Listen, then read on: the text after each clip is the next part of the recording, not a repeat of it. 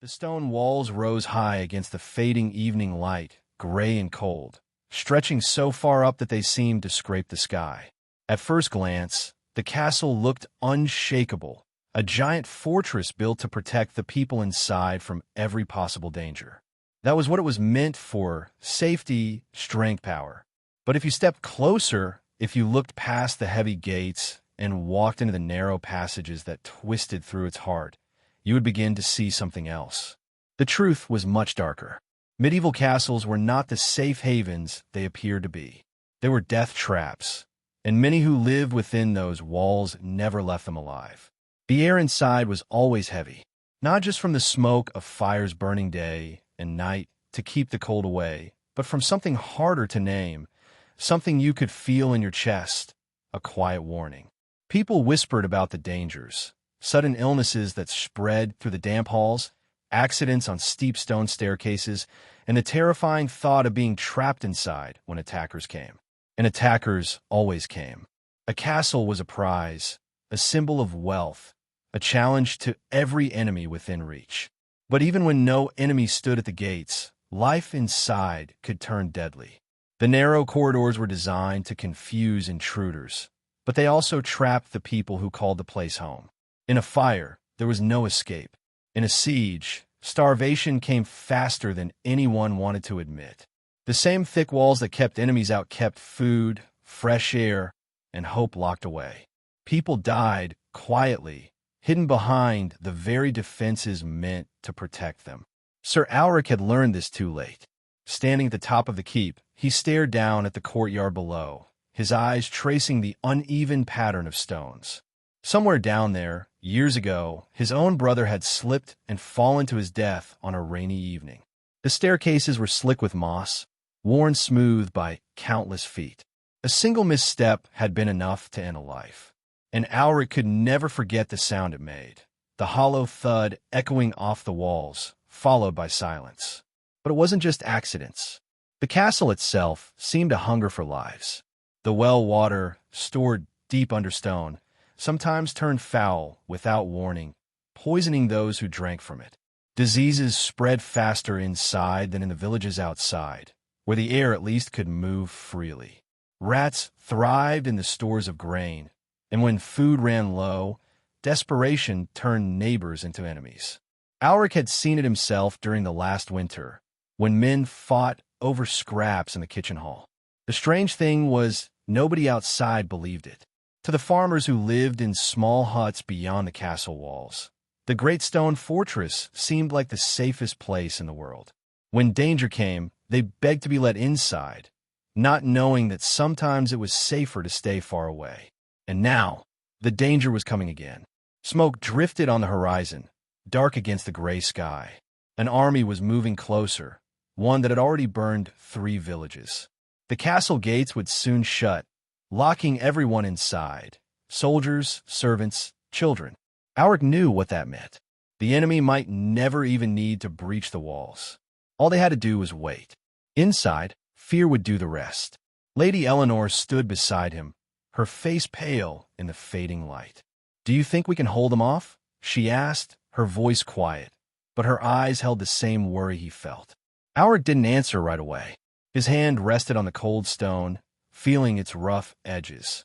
The walls were strong, yes, but he had learned that strength could be a trap. People would seal themselves inside, and as the days passed, the air would grow foul, the food would spoil, and tempers would rise. The castle might stand, but those inside would suffer long before the walls ever fell. "We'll hold them," he said at last, but the words fell hollow.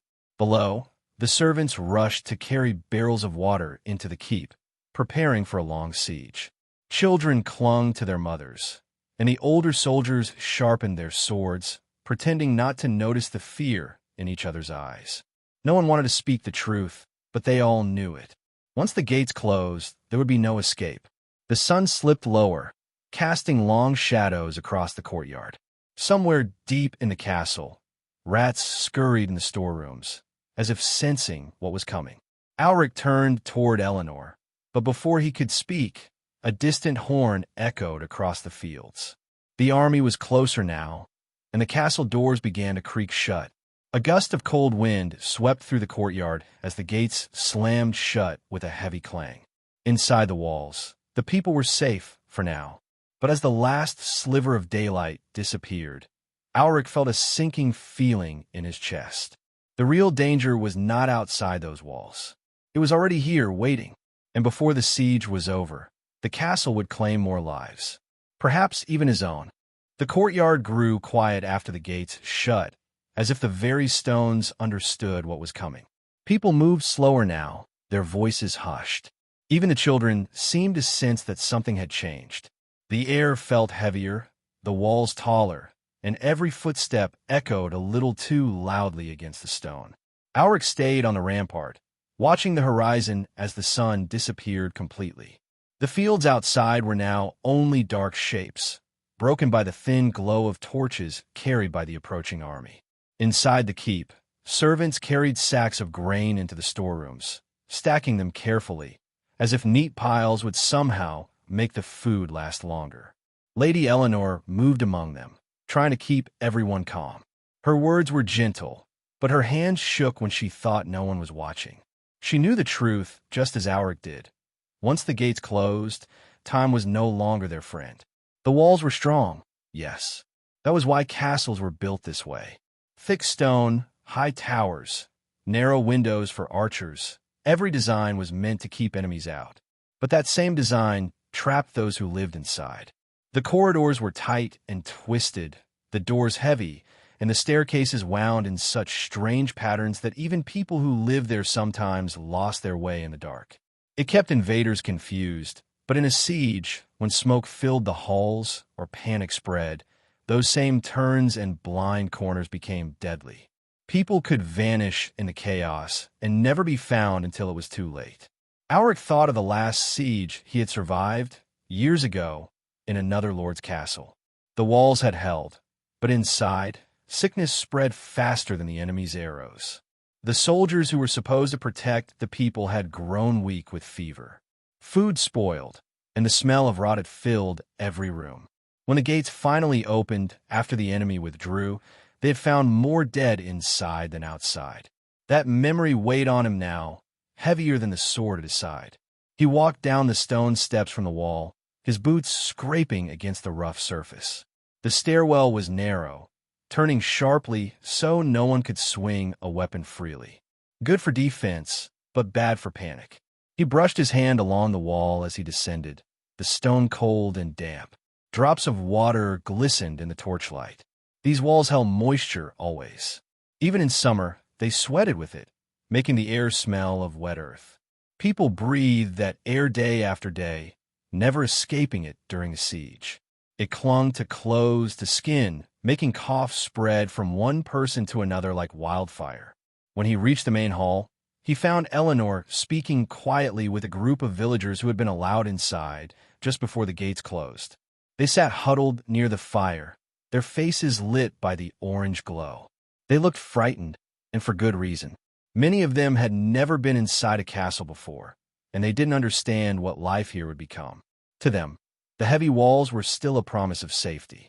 One woman, holding a child against her chest, looked up at Alric. "We'll be safe here, won't we?" she asked. Alric hesitated, his mouth dry. He wanted to say yes. He wanted to believe it himself. But the truth pressed against his chest, and for a moment, he couldn't answer. Finally, he nodded. "You'll be safe," he said, forcing the words out. But Eleanor's eyes met his, and he could see she understood the weight behind his hesitation. She turned back to the villagers quickly, speaking softer now, distracting them with talk of food and sleeping arrangements. The hall smelled of smoke and damp wool. The fire in the hearth snapped loudly, throwing shadows across the walls. The tapestries that hung there fluttered slightly in the draft that always found its way through the cracks in the stone. Above, the wooden beams groaned as people moved in the rooms above, their footsteps uneven with worry. Alric stayed for a while, watching the villagers settle. Some of the soldiers stood nearby, leaning against the walls, their faces blank. They had all been through this before in one castle or another. None of them expected it to be easy.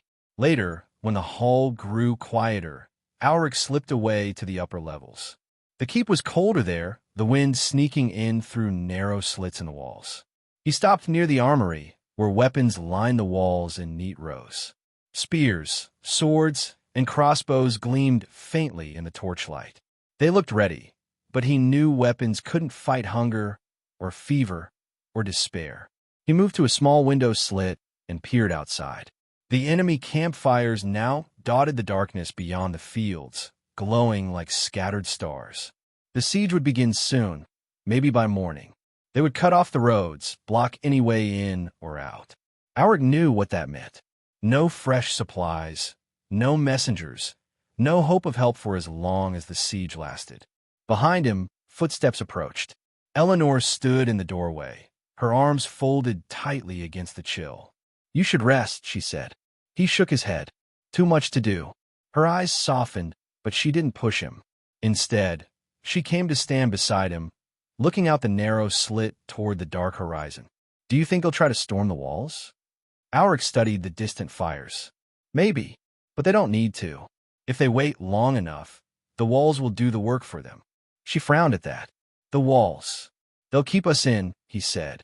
"No air, no fresh food, no way to escape if something goes wrong. People will grow sick, angry, desperate.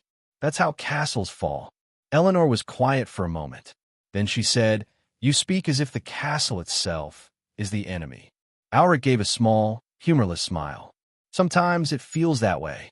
A silence stretched between them, broken only by the faint creak of the wood in the beams above. The wind howled against the stone, making the torches flicker. Alric glanced at Eleanor, wondering if she truly understood the danger they faced. "Finally," she said, "then we'll have to fight the walls as much as the men outside." Alric nodded slightly, but inside, he wondered how many of them would survive fighting both. Down in the courtyard, a horn sounded briefly, 3 short notes. The sound echoed against the walls, sharp and cold. Soldiers moved quickly toward the gates, their armor clinking in the dark. Something was happening outside. Alric and Eleanor both turned toward the sound. Another horn blast followed, louder this time. Alric's stomach tightened. He knew that signal. The enemy was moving closer than expected. The two of them hurried down the winding staircases, their footsteps quick against the stone. By the time they reached the courtyard, soldiers were already gathering along the walls, their faces tense in the torchlight. Alric pushed through the crowd and climbed back onto the ramparts. He peered into the night, his eyes straining to see beyond the fields. And then he saw them, shadows moving just beyond the reach of the torchlight, figures slipping closer under the cover of darkness. The siege had begun, but as Alric watched those dark shapes, something felt wrong. They weren't moving like an attacking army. They were too quiet, too careful. It was as if they were looking for something. A cold feeling crept through him. They weren't here just to starve the castle out. They had another plan, and whatever it was, it had already begun. The shadows beyond the wall didn't move like soldiers preparing to charge. They crept, silent and slow, as if feeling their way through the dark. Alric narrowed his eyes, trying to understand what they were doing. From the ramparts, he could see faint glimmers of metal and the shifting glow of covered torches. Whatever their plan was, it didn't involve loud battle cries or battering rams. At least not yet. Behind him, the castle groaned. Literally. The old beams that supported the walkways and floors let out long, aching creaks whenever the wind pushed against the outer stone. In peacetime, the sound might go unnoticed, but now, every whisper of it sounded like a warning. Lady Eleanor appeared beside him again, this time wrapped in a thick cloak. "They're not rushing us," she said softly. "No," Alric replied, voice low.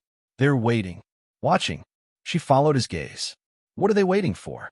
He didn't answer right away.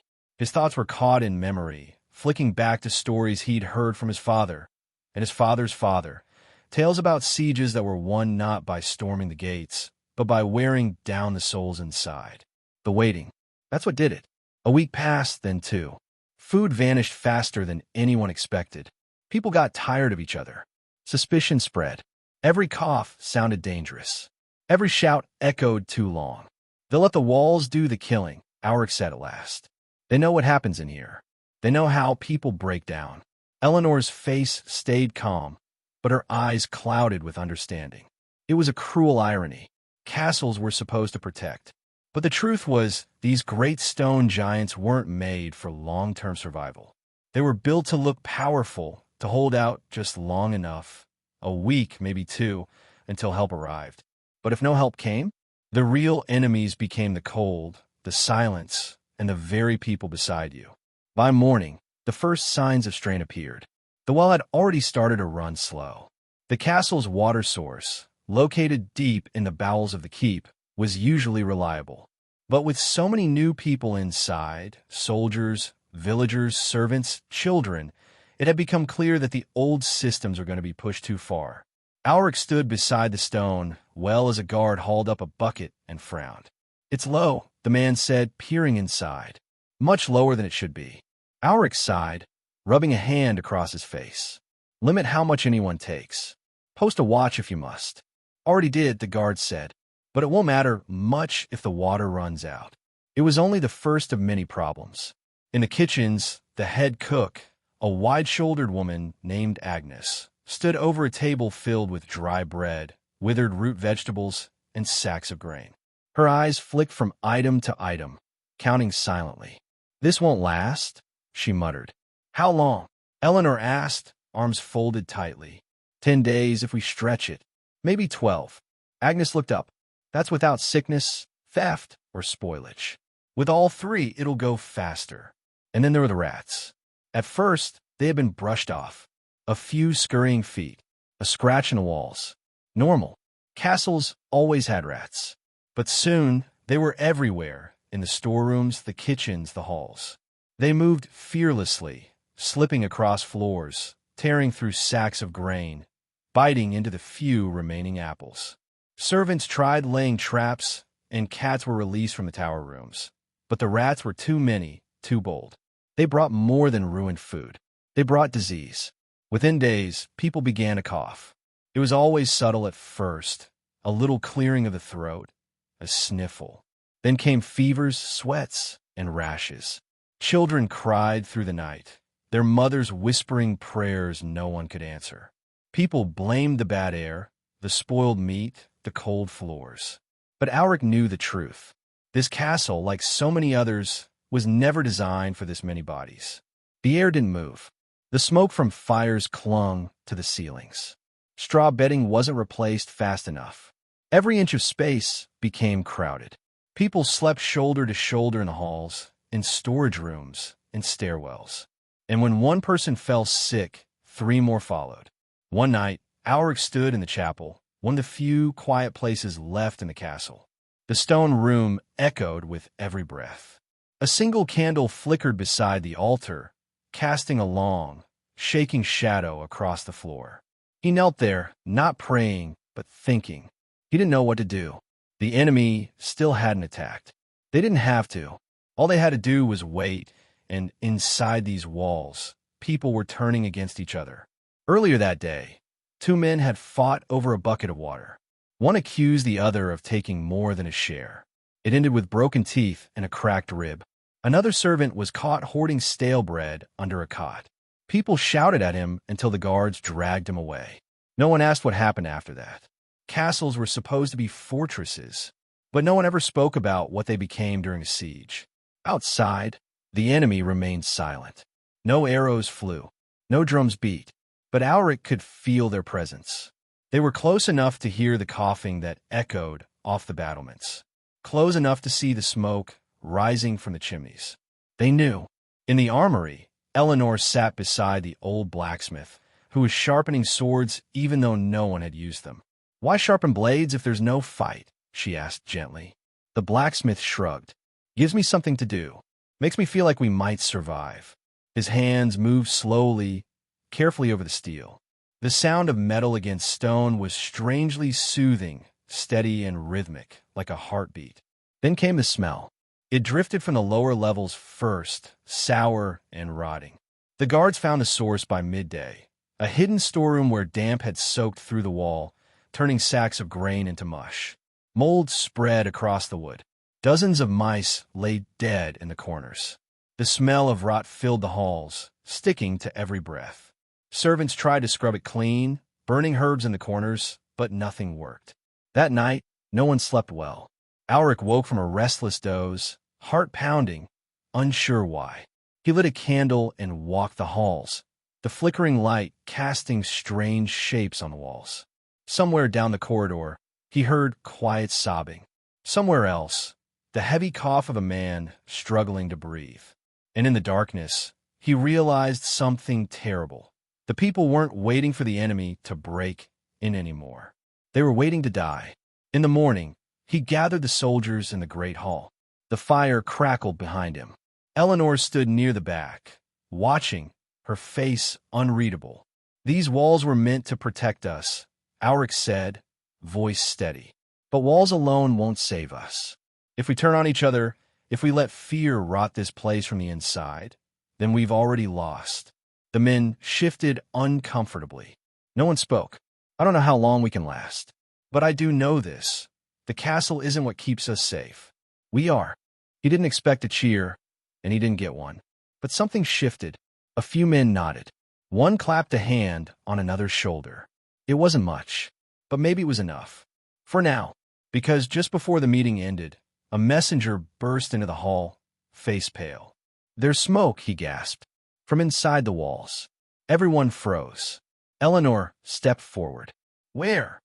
The messenger swallowed hard. "In the storage levels, near the old grain cellars." Alric's blood ran cold. The grain cellars, where the last of their food was kept. And suddenly, he realized maybe the enemy hadn't stayed silent after all. Maybe they were already inside. The hall erupted in voices, loud and uneasy.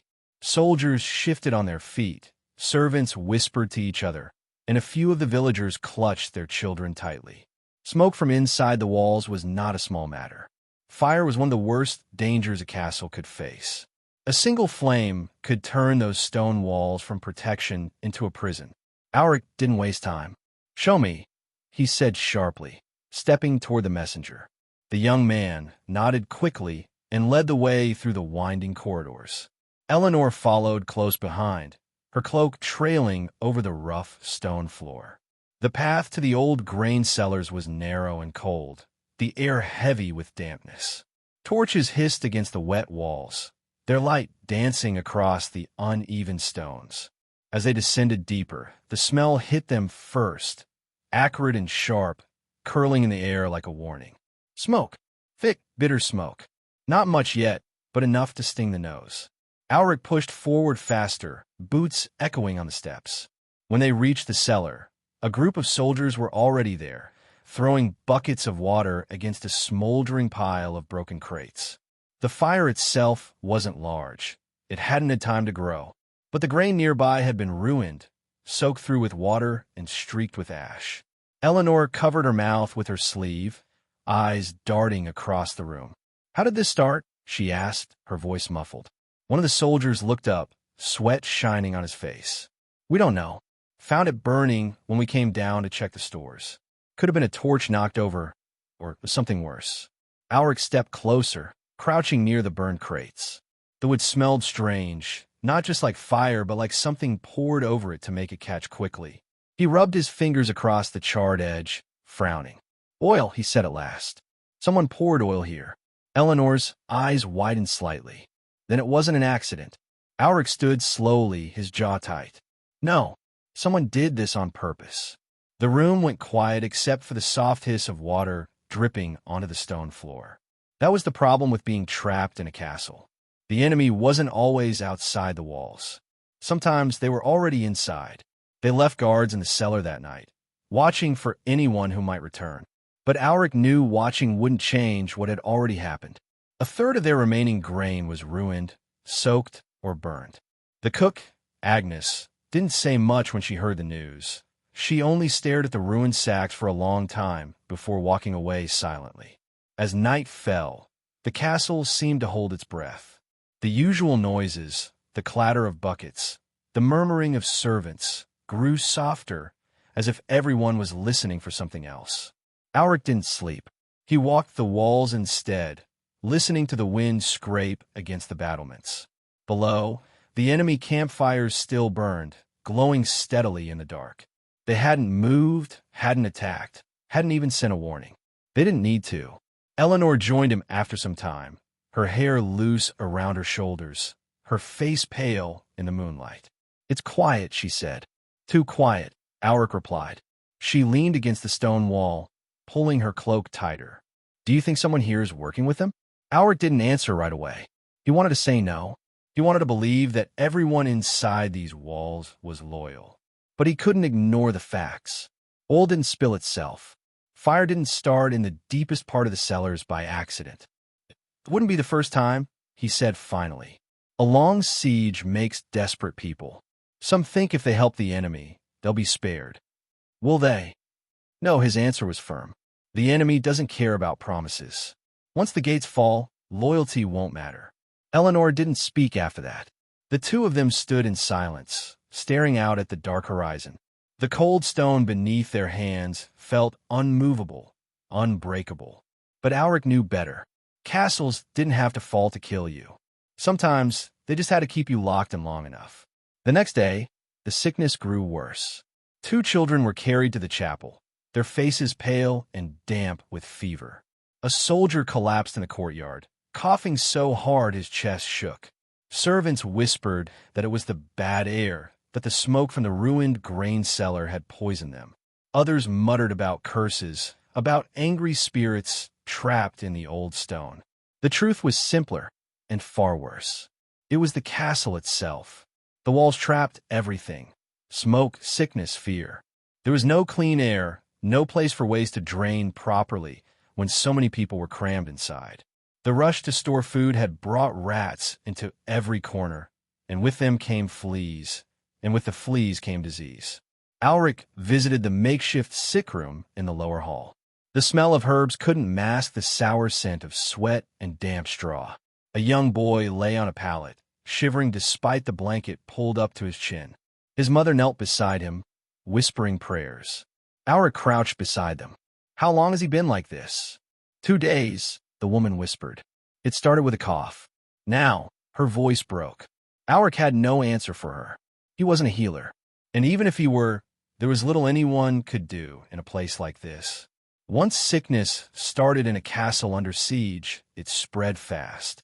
He stood and left quietly, his chest tight. Outside the hall, Eleanor was waiting, her hands folded. She didn't ask what he'd seen. She already knew. Later that afternoon, another fight broke out, this time over a sack of flour. 2 men grabbed it at the same time, shouting, accusing each other of trying to steal. One drew a knife before the guards pulled them apart. It was happening faster than Alric expected. He thought the people might last a few weeks before the fear truly took hold. But it had only been days, and already the cracks were showing. By evening, the rumors had started. Whispers of spies. Whispers of poison in the water. Whispers that the fire in the grain cellar wasn't the only sabotage planned. And then, as if the castle itself wanted to feed those fears, something else happened. A guard on the night watch didn't answer his call. When another soldier went to look for him, he found a man lying near the southern wall, his throat cut, his torch snuffed out. For the first time, the castle was silent not because of fear of the enemy outside, but because of what was happening inside. Alric stood over the body in the flickering torchlight, his face unreadable. Eleanor's voice was quiet behind him. The enemy didn't do this. No, Alric said. His hand tightened on the hilt of his sword. Then who? She asked. Alric looked toward the shadows that stretched across the courtyard, toward the twisting halls that disappeared into darkness. I don't know, he said, his voice low, but they're here, and if we don't find them. He trailed off, his jaw tightening. Eleanor stepped closer. If we don't find them? Alric's gaze moved back to the dark halls, to the dozens of rooms where villagers, soldiers, and servants slept in uneasy silence. Then this castle will kill us before the enemy even tries. Somewhere deep inside the keep, a door creaked. Footsteps echoed briefly, then faded into silence. And in that silence, Alric felt it again, the same heavy feeling that had pressed on him since the gates closed. The real trap wasn't the army outside. The real trap was already in motion. The castle seemed different after the murder. People didn't speak as loudly in the halls anymore. Soldiers glanced over their shoulders more often. Even the servants moved with nervous steps, as if expecting someone to leap out from shadow. The stone walls, already heavy and close, now felt tighter, pressing in on everyone. Alric didn't sleep that night. He stayed near the southern wall where the body had been found, pacing slowly in the cold. The torchlight flickered against the damp stone, and the air smelled faintly of wet ash. He crouched down near the spot where the blood had dried dark against the floor, running a hand over the rough surface. No footprints. Whoever had done this had been careful. Eleanor joined him after some time, wrapped in her cloak again. Her face was pale, her eyes shadowed from lack of sleep. "The men are scared," she said quietly. "They're whispering that there's a traitor inside." "There is," Auric said simply. She didn't argue. "Do you think it's someone working with the enemy?" Or, she hesitated, "or just someone desperate?" Auric stood slowly, his hand brushing against the stone wall. "Desperation makes people do worse things than loyalty ever will. But it doesn't matter which. We need to find them before this spreads." Eleanor nodded, but her expression told him she wasn't sure how, and neither was he. Morning brought no relief. The castle woke under a gray sky, the air outside damp and heavy. Inside, the smell of smoke still lingered from the ruined grain cellar. The kitchen served thin porridge for breakfast, but there wasn't enough for everyone. Arguments broke out again, small at first, just sharp words exchanged over portions, but sharp words had a way of turning to fists quickly. Auric walked through the hall as Agnes, the cook, shouted at two men who were trying to slip an extra bowl to a sick child. "If we give more to one, we give less to everyone," she snapped, slamming her wooden spoon against the table. The men backed away, muttering. The child coughed quietly, eyes wide, before curling into his mother's lap. The hall smelled of boiled oats and smoke, but underneath that was something worse. Unwashed bodies, damp straw, and the faint rot of food going bad in storage.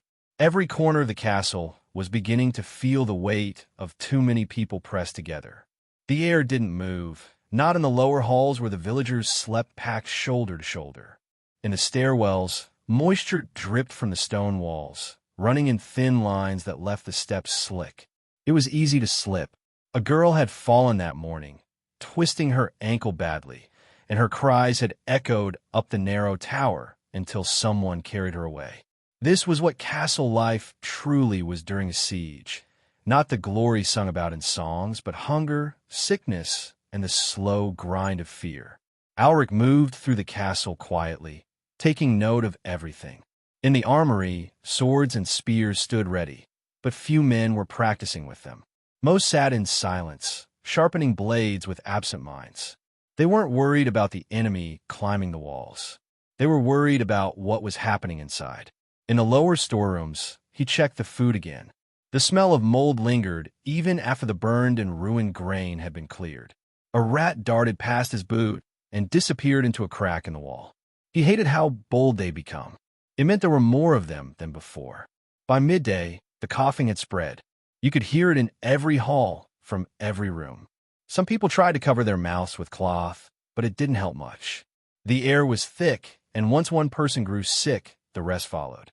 Eleanor found Auric in the courtyard later, where soldiers were repairing one of the wooden walkways. She sat beside him on the low stone wall, her cloak tucked tightly around her. "How long can we last like this?" she asked quietly. Auric glanced toward the walls, where the enemy campfires burned faintly in the distance, smoke curling into the gray sky. "That depends on how long they wait," he said, "and how long we can keep everyone from tearing each other apart." "They're already afraid," Eleanor said, her voice low. "And now, with the murder." Auric didn't respond. He didn't need to. Fear was growing faster than hunger, and that was saying something. The day dragged on slowly, filled with uneasy silence and the occasional sharp sound of arguments. Every noise seemed louder than it should have been. The clang of a dropped bucket, the slam of a door. People looked at each other differently now, not as neighbors or soldiers, but as potential threats. By evening, the tension finally broke. Two soldiers were caught in the kitchen trying to steal food. They claimed they were just moving it for safe storage, but no one believed them. A crowd gathered, shouting, some demanding punishment, others demanding mercy. The fight grew loud enough that Alric had to push through the crowd, his voice cutting through the noise as he ordered everyone back to their quarters. When the soldiers were dragged away, Eleanor stood beside him, her hands trembling slightly. "It's getting worse," she said. "I know. We can't keep this up for weeks." Alric's eyes moved toward the walls again. "We might not have to." Eleanor looked at him sharply. "What do you mean?" Before he could answer, a horn sounded from the outer wall, one long, low note.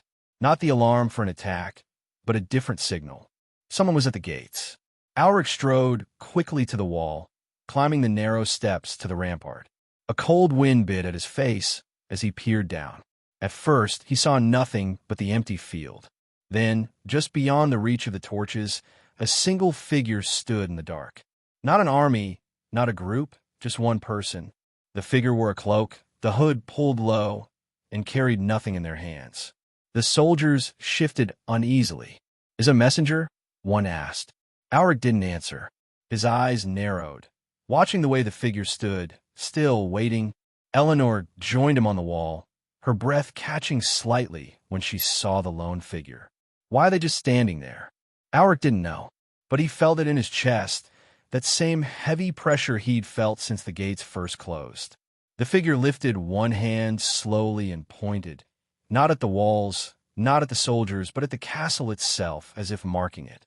Then, without a word, they turned and disappeared back into the dark. For a long moment, no one moved. The only sound was the soft hiss of the wind. Finally, Eleanor turned to Alric. "What was that?" Alric stared at the empty field, his jaw tight.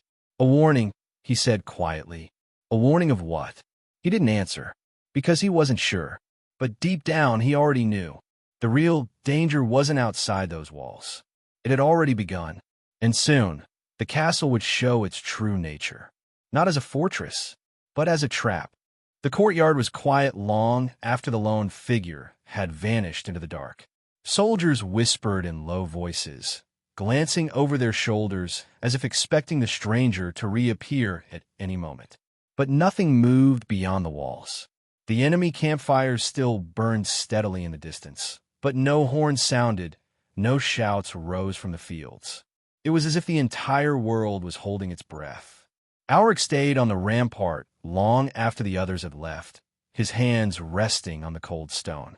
The figure's gesture replayed in his mind, the way they had pointed not at the walls or the gate, but at the castle itself. He couldn't shake the feeling that it wasn't meant for him alone. It was a message to everyone inside, a reminder of what they already feared. The real danger was not the army outside, but what would happen inside these walls. Eleanor eventually returned to her quarters, though her eyes lingered on Alric as she left. She wanted to speak, to ask questions, but there were no answers he could give her. Not yet. The night passed slowly. Every sound seemed louder than usual. The creak of wood in the upper floors, the scurry of rats in the storerooms, even a muffled coughing that carried through the halls. All of it seemed to press closer, trapped by the thick stone walls. Sleep was rare for everyone, and when morning came, it felt heavier than night. Life inside the castle continued, but it was no longer the same as before. Servants moved quickly, keeping their heads down. The villagers stayed close together, huddled in the corners of the great hall, their faces pale from the cold and from fear. The soldiers tried to look calm, but Alric saw the tension in their eyes. Every one of them was waiting for something to happen. The background of this castle, this ancient stone fortress, was written into every corner. Built more than 100 years ago by a lord who wanted to show his power, it had been designed for defense, not for comfort. The walls were thick, yes, but they trapped air and light. The narrow windows let in only thin slits of sun. The floors were uneven and damp, even in summer. The lower levels smelled of earth and smoke, as if the ground itself were breathing. The castle had stood through many sieges before. It had outlasted arrows, fire, and battering rams. But those who lived through those sieges often didn't speak proudly of the victory. There were stories, old, quiet stories, of families who starved before the gates opened, of sickness spreading so fast that entire halls were abandoned, of men who turned on each other when food ran out. The wall survived, but the people didn't always. Alric thought about those stories now as he walked the halls. The stone under his boots felt colder than usual. He noticed how the walls seemed to close in, how the smoke from the fireplaces clung to the ceiling, leaving streaks of black. Even the sound of footsteps echoed strangely, as if the castle itself was listening. In the courtyard, Eleanor stood with Agnes, the cook, watching the servants carry buckets of water from the well. Agnes looked tired, her shoulders slumped under the weight of too much work and too little food to prepare. She held a small ledger in her hands, counting every sack of grain, every piece of dried meat. "We have maybe 8 days of food now," Agnes said quietly, glancing at Eleanor. "That's if nothing else spoils. But the rats," she sighed heavily. "The rats are winning." Eleanor's face tightened. "We can't let anyone see how bad it is. If they lose hope—" "They've already lost hope," Agnes interrupted, not unkindly. "You can see it in their faces." Alric approached them, and both women turned to look at him. He didn't need to ask what they were talking about. He could see it for himself. A group of children sat nearby, their faces thin and pale, while their mothers whispered to each other in low voices.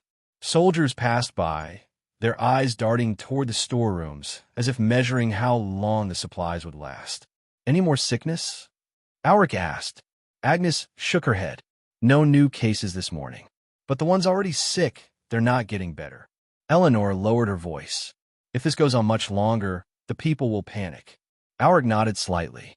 "They're already close." He walked away, leaving the two women standing by the well. He didn't want to tell them what he was really thinking. It wasn't just hunger or sickness that worried him. It was what people would do when they truly realized they might not survive. A castle under siege was a strange kind of trap. At first, everyone worked together, hoping to hold out. But as the days passed, that hope turned into suspicion, and suspicion turned into violence. And now, with the murder of the guard, that violence had already begun. Alric spent the rest of the day moving through the castle, watching, listening.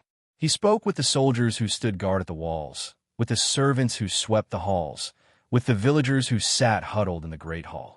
He didn't ask direct questions. He didn't want to scare them further, but he listened for anything unusual. People were already whispering about traitors, about spies who had slipped in before the gates were closed.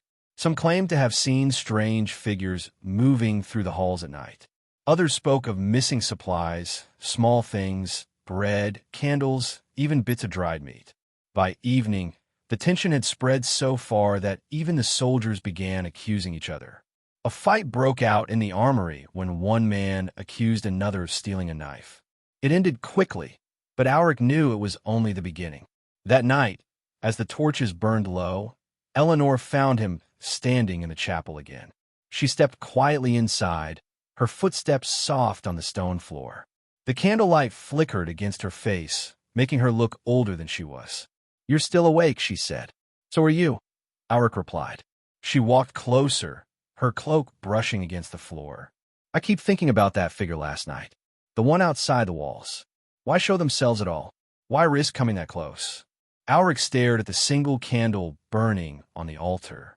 "Because they wanted us to know." "Know what?" "That we're already trapped," Alric said quietly. "They don't need to attack. They just need to wait.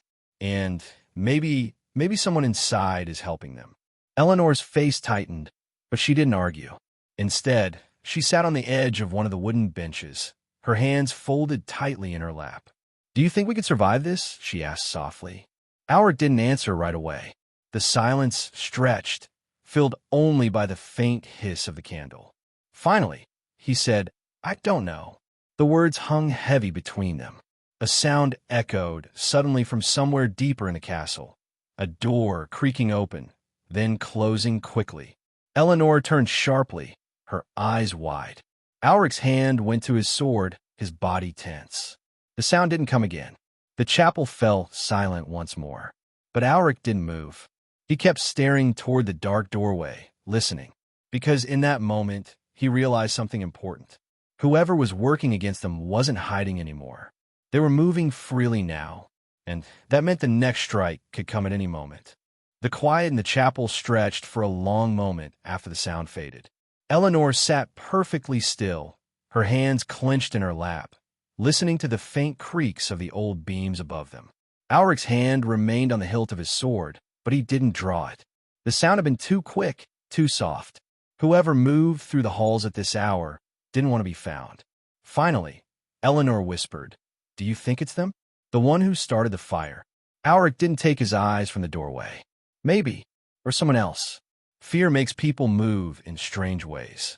He left the chapel first, his boots scraping softly against the cold stone floor. Eleanor followed, her steps careful, her breath shallow as they moved into the hallway beyond. The castle at night was a different world. The torches burned low, their light too weak to reach the corners of the halls. The air was damp and still, carrying only the faint smell of smoke from the fireplaces that struggled to keep the cold away. The corridors twisted and turned, just as they were designed to, built to confuse invaders. But now, with only a handful of torches lighting the way, the same design confused its own people. Alric knew these halls better than most, yet even he found himself pausing at turns, listening for the faintest sound of movement. They didn't find anyone that night, but the silence itself was enough to remind Alric how dangerous the castle had become. It wasn't the enemy outside that haunted him. It was the feeling that someone inside those walls was always watching, waiting for the right moment. Morning came gray and cold, the kind of day that made stone walls feel like they were holding back the sun. The castle stirred to life slowly, but the people were restless. Soldiers spoke in low voices, and villagers huddled close in the great hall, whispering about the strange noise in the night. The story of the figure outside the wall had spread too. Now, everyone was wondering the same thing. Why had they come, and what message had they meant to send? Alric moved through the courtyard, watching as a group of soldiers repaired a section of the walkway that had begun to sag under too much weight. The wood groaned under their hammers, splinters flying as they worked. Normally, the sound of repairs would have been reassuring, a sign of strength. But now, every creak of wood only reminded everyone how fragile the castle truly was. If one walkway gave way, if one staircase collapsed, it would trap people in the lower halls. In a siege, trapped people rarely survived. Eleanor met him near the well, where Agnes was measuring water for the day. The cook looked even more exhausted than before, dark shadows under her eyes. She held a thin wooden rod, marking how much water could be taken each morning. The level in the well was lower again. "At this rate, we won't last more than a week," Agnes muttered. The well was never meant for this many people. "Can we ration it more?" Alric asked. Agnes gave him a sharp look. "We're already rationing. Cut any more, and people will stop drinking altogether. That won't save water. It'll just kill them faster." Eleanor glanced at the well, her expression grim. "Is there any chance of finding another source? A spring? A stream?" Alric shook his head. "Not without leaving the castle." And that, of course, was impossible. As the morning passed, Alric walked the walls, speaking with the guards. The enemy still didn't move. Their campfires burned quietly in the distance, and every now and then, a faint horn sounded, but no attack followed. It was as if they were enjoying the waiting, letting the castle wear itself down. And it was working. The sickness had spread further. By midday, 2 more villagers were brought to the lower hall, shivering and coughing. The smell of damp straw and unwashed clothes lingered thick in the air. Mothers sat with their children in corners, trying to keep them warm under thin blankets. Servants walked past with buckets of water and herbs, their faces grim. The sickness wasn't the only danger now. People were beginning to grow angry, suspicious. Every whisper of theft, every missing piece of food, every strange sound in the night made people look at each other differently. Neighbors stopped trusting neighbors. Soldiers eyed each other warily, keeping their hands too close to their weapons. That evening, another fight broke out, this time over a loaf of bread. 2 men shouted in the great hall, one accusing the other of stealing it from his family. It ended with a broken nose and a table knocked over. The loaf itself was never found, and neither man admitted to taking it. Alric stood at the edge of the hall, watching the shouting crowd. Eleanor stood beside him, her arms folded tightly, her face pale. "They're turning on each other," she whispered. "They always do," Alric replied, his voice low. "That's what a siege does." Eleanor looked at him, her eyes sharp. "Then we need to stop it before it gets worse." Alric didn't answer. He wanted to stop it, of course he did. But how could anyone stop fear? The walls were closing in on everyone, and no speech or rule could change that. That night, Alric stayed near the walls again, walking the ramparts while most of the castle slept. The wind was cold, carrying the faint scent of smoke from the distant enemy camp. He leaned on the stone, staring into the darkness beyond. The figure from before didn't return, but Alric couldn't shake the feeling that they were still out there, watching. As he stood there, a faint sound reached him from below, a soft scrape, like something being dragged across stone. He moved quietly to the edge of the wall, peering down. In the dim torchlight, he saw a shadow moving along the inner courtyard wall, slipping between buildings, careful and quick. He followed the movement with his eyes until it disappeared into a side door near the storerooms. Alric left the rampart immediately, moving quickly down the narrow stairs. The hallways were silent, the torches flickering weakly, but he knew where that door led. The storerooms, where the remaining food was kept. He reached the door and pressed his hand against it, listening. A faint shuffle came from inside, followed by the sound of wood creaking. Someone was in there. Alric drew his sword slowly, pushing the door open just enough to slip inside. The air smelled of grain and old wood.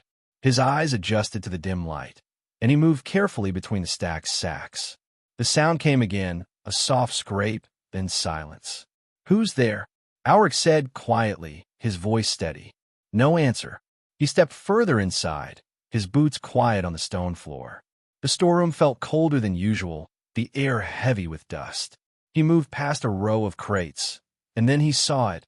A figure crouched near the far wall, their back turned to him, their hands buried in a sack of grain. The figure froze when they realized they weren't alone. Alric took another step forward, his sword steady. "Stand up," he ordered. Slowly, the figure turned, and in that moment, Alric's breath caught. It wasn't who he expected. It wasn't a desperate villager or even a soldier. It was someone he never thought would betray the castle. Someone he trusted. The storeroom stayed silent except for the faint rustle of grain slipping through fingers. The figure straightened slowly, turning to face Alric. The flickering torchlight caught their face, and Alric's grip on his sword tightened. It was Thomas, one of his own men, a guard who had served in the castle for years, someone who had stood beside Alric through other battles, someone he had trusted without question. Thomas looked pale and tired, his beard untrimmed, his eyes darting nervously around the room as if searching for an escape. "Thomas," Alric said slowly, his voice low. "What are you doing?" The man's hands hovered near the torn sack of grain. I wasn't stealing," Thomas said, his voice shaking slightly. "I swear it. I was checking. I was making sure it hadn't spoiled." Alric didn't lower his sword. At night? Alone? With no one watching? Thomas swallowed hard, his eyes flicking to the doorway. "I couldn't sleep. I thought I should check before the morning." Alric stepped closer, his boots crunching softly on scattered bits of grain. "If you were checking, why tear the sack open like that?" Thomas hesitated. His eyes darted again, not to the door this time, but to the far corner of the storeroom where the shadows were thickest. For a moment, Alric thought he saw movement there, a quick flicker like someone shifting quietly out of sight. But when he looked closer, the corner was still. Alric's voice was quiet but firm. "Who were you meeting here?" "No one," Thomas said too quickly. Alric didn't believe him. His years in the castle had taught him how people looked when they were lying, and Thomas looked exactly like that now. His shoulders stiff, his words too rushed, his eyes never settling on one place for long. "Put the grain back," Alric said, "and then you're coming with me." Thomas nodded slowly, lowering his hands from the torn sack. But as he turned, Alric noticed something. His hands trembled slightly, as if he was holding back more than fear. There was guilt there, and maybe something else. Alric kept his sword ready as he guided Thomas out of the storeroom. The hallway outside was quiet, the torches hissing softly against the stone. Eleanor was waiting near the courtyard, her cloak wrapped tightly around her shoulders. She frowned when she saw who followed Alric. "Thomas," she asked, "what happened?" Alric shook his head slightly. "Not here." He didn't want the servants or soldiers to hear. Not yet. The walls had ears, and rumors traveled faster than truth in a castle under siege. He led Thomas to a small storage room near the armory, where they could speak privately. The air there smelled of oil and iron, and the torchlight cast long shadows against the walls. Eleanor stayed by the door, watching Thomas closely. Alric faced him. "Tell me the truth. Why were you in the storeroom?" Thomas shifted nervously, his hands twisting together. "I told you. I couldn't sleep. I wanted to check the grain. I didn't mean any harm." Alric studied him carefully. Thomas was a good soldier, or at least he used to be. But now his eyes darted too much, his voice was too quick. Something was wrong. "Who are you protecting?" Alric asked. Thomas froze, his mouth opening slightly, but no words came out. His silence said more than any answer could. Eleanor's gaze sharpened. "There is someone else, isn't there? Someone who asked you to do this." Thomas looked down, his jaw tight. His silence stretched until Alric finally stepped closer. "Thomas," Alric said quietly, "if you don't tell me, more people will die. Whoever is doing this isn't just stealing food. They're trying to break us from the inside. You know that." Thomas's shoulders slumped slightly, but still, he said nothing. Finally, Alric sighed. "Take him to the guardroom," he said to Eleanor. "Keep 2 men with him at all times. No one talks to him unless I say so." Thomas didn't resist, as Eleanor signaled for 2 soldiers to escort him away. He kept his head down, his steps slow, as if the weight of his silence pressed heavier than chains. When they were gone, Alric stood alone for a long moment in the quiet room, the smell of oil lingering in the air. He felt no satisfaction in catching Thomas. If anything, it made the situation worse. Thomas wasn't the mastermind behind this. He was just following someone else's orders. Someone smarter, someone patient enough to let others take the risk. And that meant whoever was behind this was still out there, moving freely through the castle. Later that morning, Alric walked the walls again. The sky was pale gray, and the air felt heavier than usual, as if the stone itself soaked up the worry of everyone inside. Below, the villagers moved slowly through the courtyard, their faces hollow with hunger and fear. Soldiers leaned against the walls, silent, their armor dulled by days of wear. The castle itself felt like it was changing. The walls no longer seemed protective. They seemed to press inward, each stone carrying the weight of every whispered rumor, every cough, every argument that broke out over scraps of food. The same walls that had been built to keep enemies out now trapped everyone inside. Eleanor joined him, her cloak pulled tightly around her shoulders. She looked tired, her face pale from too many sleepless nights. "Do you think he'll talk?" she asked. Alric shook his head. "Not yet. He's too scared. Of us." "No," Alric said, glancing down into the courtyard. "Of whoever he's protecting." Eleanor followed his gaze. "Then we need to find out who that is." "We will," Alric said, but his voice carried no certainty. The enemy campfires still burned quietly beyond the walls, unmoving. The silence outside was worse than any attack. Every day they waited, every day they didn't strike, was another day the castle ate itself alive from the inside. That evening, as the sun disappeared behind the hills, the great hall filled with uneasy murmurs. Servants moved between long wooden tables, handing out what little food remained for the night. Thin broth, pieces of stale bread. People sat close together, whispering, glancing around nervously. Every loud sound made heads turn. Alric stood at the far end of the hall, watching. He could feel it in the air now, paranoia growing like mold in the corners. It was only a matter of time before it boiled over. As he turned to leave, a shout cut through the hall. 2 men had begun arguing over their portions, voices rising sharply. A woman tried to pull them apart, but one of the men shoved her, and suddenly, half the hall was on its feet, shouting. The guards moved quickly, dragging the men apart before the fight spread further, but the damage was done. The hall stayed noisy long after, filled with muttering and angry stares. Eleanor found Auric outside afterward, her face pale. "How much longer can this go on?" she asked. Auric looked toward the darkening horizon, where the enemy campfires glowed faintly. "Not long," he said quietly. And as he stood there, staring at the distant fires, a horn sounded again from the walls. One sharp, short note this time. A signal. Something had happened. A guard ran toward them, breathless, his face pale. "My lord," he gasped. "You need to come quickly. There's been another fire." Auric's jaw tightened. "Where?" The guard swallowed hard. "The armory." Eleanor's eyes widened, but Auric didn't wait. He was already moving, his boots striking the stone as he strode toward the heart of the castle. Because if the armory burned, if their weapons were lost, the siege would be over before the enemy ever touched the walls. And maybe that was exactly what someone wanted. The smell of smoke reached Auric before he saw the fire. It clung to the air, thick and bitter, drifting through the stone corridors as he moved quickly toward the armory.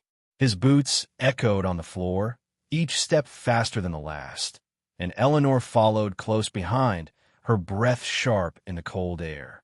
The closer they got, the louder the noise grew, shouting, the clatter of metal, and the crackling of burning wood.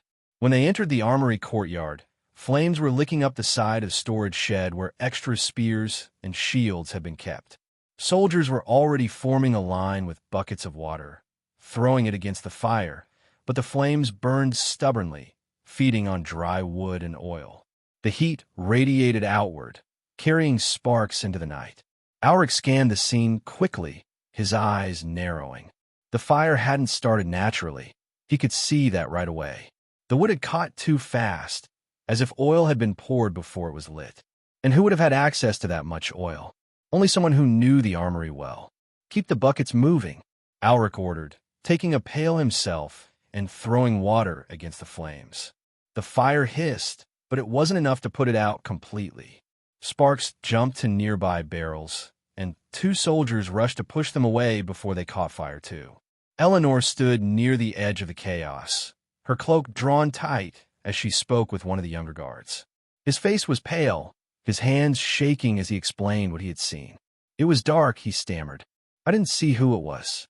Just a shadow near the oil barrels before the fire started. By the time I shouted, they were gone." Auric glanced toward them, his jaw tightening. Whoever was behind this knew the castle's weak points. The grain first, now the armory. Food and weapons. 2 things no castle under siege could afford to lose. After nearly an hour, the flames were finally beaten down to smoking embers. The soldiers stood panting, their clothes damp and faces streaked with soot. The air was still thick with the smell of burned wood and charred leather. Much of the storage shed was ruined, and several shields and spears had been lost. Auric stood among the wreckage, his hands on his hips, his face grim. He turned to Eleanor as she approached him. "It's deliberate," he said quietly. "They're trying to weaken us one step at a time." Eleanor nodded, her brow furrowed. "Do you think Thomas knew about this?" "Maybe," Auric said. "Or maybe he was just following orders without knowing why." His gaze shifted to the soldiers standing nearby, whispering in low voices as they stared at the damage. He could feel the suspicion growing like a sickness among them. Every new act of sabotage pushed them closer to turning on one another. The fire left the castle unsettled through the rest of the night. Servants whispered nervously as they carried buckets of water to check for other fires. Soldiers paced the halls instead of sleeping, their hands close to their swords. Even in the great hall, where people tried to rest, the smoke lingered faintly, making the air feel heavier. By morning, rumors spread quickly. Some whispered that the enemy had spies hidden in the castle. Others claimed darkly that one of the lords inside wanted the siege to fail for his own gain. No one trusted anyone completely anymore. Auric spent the early hours walking the lower halls, speaking quietly to villagers who huddled in corners. Mothers clutched their children tightly, asking him if they were safe, if the fire meant the walls had been breached. He reassured them as best he could, though his own doubts grew heavier. In one of the storerooms, he found Agnes inspecting the remaining sacks of grain again. Her face was tight with worry as she lifted each sack, checking for signs of tampering. If someone wanted to poison the food, she said under her breath, we wouldn't know until it was too late. Has anyone been near the storerooms besides the usual guards? Alric asked. Agnes hesitated. Not that I've seen. But, she lowered her voice, glancing toward the doorway. People are slipping where they shouldn't be. I caught 2 villagers trying to sneak in last night, saying they just wanted to help. But maybe that's just an excuse. Alric left her with a warning to keep the storerooms locked at all times. His steps took him next to the well in the courtyard. Several villagers stood there with buckets, waiting for their turn to draw water. Their faces were anxious, glancing toward the soldiers who now guarded the well. Alric knew why. Water was life in a siege, and if anyone tampered with it, the whole castle could fall apart. He crouched near the well, inspecting the rope and bucket himself. The water smelled clean, but he ordered the guards to keep constant watch. It was only a matter of time before whoever was behind the sabotage struck again, and the well was an obvious target. Eleanor found him there not long after, her face pale from lack of sleep. Thomas isn't talking, she said quietly. He sits in silence, staring at the floor. But he looks frightened. Not of us. Of something else. Alric looked up at her. Then we need to find what that is before he's too scared to tell us anything at all. Or before he's silenced, Eleanor said grimly. Alric stood, his eyes scanning the courtyard. The villagers still whispered to each other as they filled their buckets, and the soldiers exchanged uneasy glances. The enemy didn't need to storm the walls. They only had to wait. If this kept up, the castle would destroy itself. That evening, Alric decided to move quietly through the halls, watching for anything unusual. The torches burned low again, their light flickering against the cold stone walls.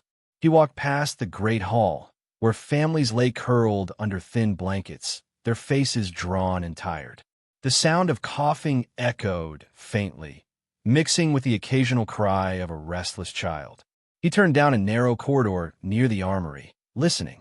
A faint sound reached him, a soft creak, as if a door had been opened carefully. Alric pressed himself against the wall, moving slowly toward the sound. The corridor led to a small storage room, one rarely used except for holding old tools. The door was slightly ajar, a thin line of torchlight spilling into the hall. Alric pushed it open quietly. The room was empty, at least at first glance. Dust covered most of the crates, and the smell of old wood filled the air. But then he noticed something, a small scrap of cloth caught on the edge of a crate, torn recently, and beside it, faint footprints in the dust, leading toward the far wall. Alric crouched, studying them. The prints stopped abruptly near the corner, where the stone wall looked slightly different, as if it had been disturbed. He ran his fingers along the edge, feeling for loose stone. A hidden passage. He stood slowly, his mind racing. If someone was using secret passages, they could move through the castle without being seen, slipping in and out of storerooms, setting fires, spreading fear. Eleanor's voice came from behind him softly, making him turn. What did you find? Alric pointed toward the wall, a way they'd been moving without being caught. Eleanor's eyes widened slightly. Do you think there are more? There are always more, Alric said quietly. Old castles like this were built with them. Escape routes, hidden tunnels, places no one remembers anymore. Eleanor stepped closer, her voice low. Then they could be anywhere. Alric nodded, his jaw tight. And if we don't find them first, they'll keep striking. The sound of distant shouting suddenly echoed through the halls, cutting their words short. Alric exchanged a quick glance with Eleanor before moving toward the noise, his sword already in his hand. Because wherever the shouting was coming from, it meant one thing. The saboteur had struck again. And this time, it might be worse than fire. The shouting grew louder as Alric and Eleanor hurried through the narrow corridor, their footsteps echoing sharply off the stone walls. The torches along the hall flickered from the rush of air as they moved, throwing long, jittering shadows ahead of them. Somewhere in the great hall, Voices clashed, fearful, angry, almost panicked. When they stepped into the hall, they found chaos. Villagers stood in clusters, some shouting, some crying, all staring toward the center where two soldiers held a struggling man by the arms. His face was flushed with anger, his hair wild, and his torn tunic suggested he had been caught in the act of something desperate. "What happened?" Alric demanded, his voice cutting through the noise. One of the soldiers looked up, sweat running down his face. "Caught him near the well, my lord. He was throwing something in. We pulled him back before it sank." A ripple of fear swept through the crowd. The well, the lifeline of the castle. If anything was dropped into it, poisoned or spoiled, everyone inside could die. Alric stepped closer, his eyes narrowing as he looked at the man. "Is that true?" The villager spat on the ground, his chest heaving. "I didn't do anything wrong. I was trying to clean it, that's all." Eleanor moved beside Alric, her face pale. "At night? Alone?" she asked sharply. The man hesitated, his mouth opening and closing as though searching for the right words. I didn't want to wait until morning. The water tasted strange today. You thought you'd fix it yourself?" Alric cut in. "Where you thought no one would see you?" The man's eyes darted toward the crowd, his expression growing more desperate. "I swear I wasn't poisoning it. You have to believe me." Alric didn't answer immediately. He studied the man's face, the way his hands trembled, the wild look in his eyes. Maybe he was telling the truth, maybe not. But right now, truth mattered less than what the crowd believed, and they already looked ready to tear him apart. A woman near the back shouted, "He's lying." Another voice joined in, "He's a traitor," and soon half the hall was shouting accusations. Eleanor leaned closer to Alric, her voice low. "If we punish him without proof, we risk turning more people against us. But if we let him go, then everyone will believe we're protecting him." Alric finished grimly. He raised his voice over the noise. "Take him to the guardroom. No one touches him unless I say so." The soldiers dragged the man out as the crowd muttered angrily, some spitting in his direction as he passed. The hall stayed restless long after he was gone, people whispering, eyes darting toward one another.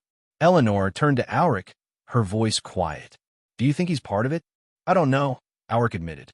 "But someone wanted us to think the water was tampered with. Whether he's guilty or not, the damage is done."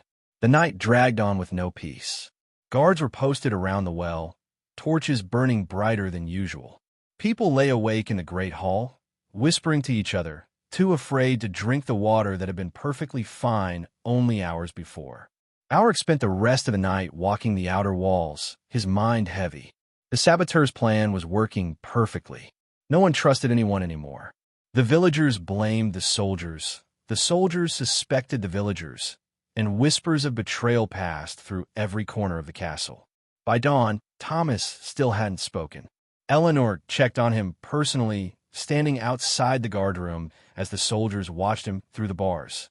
Thomas sat hunched against the wall, staring at the floor, his face pale and drawn. He looked less like a soldier and more like a man waiting for something inevitable. "He's terrified," Eleanor said quietly when she met Alric in the courtyard. "None of us. Whoever he's protecting must have promised him something, or threatened him." Alric watched the villagers filling buckets at the well, their faces hollow with suspicion.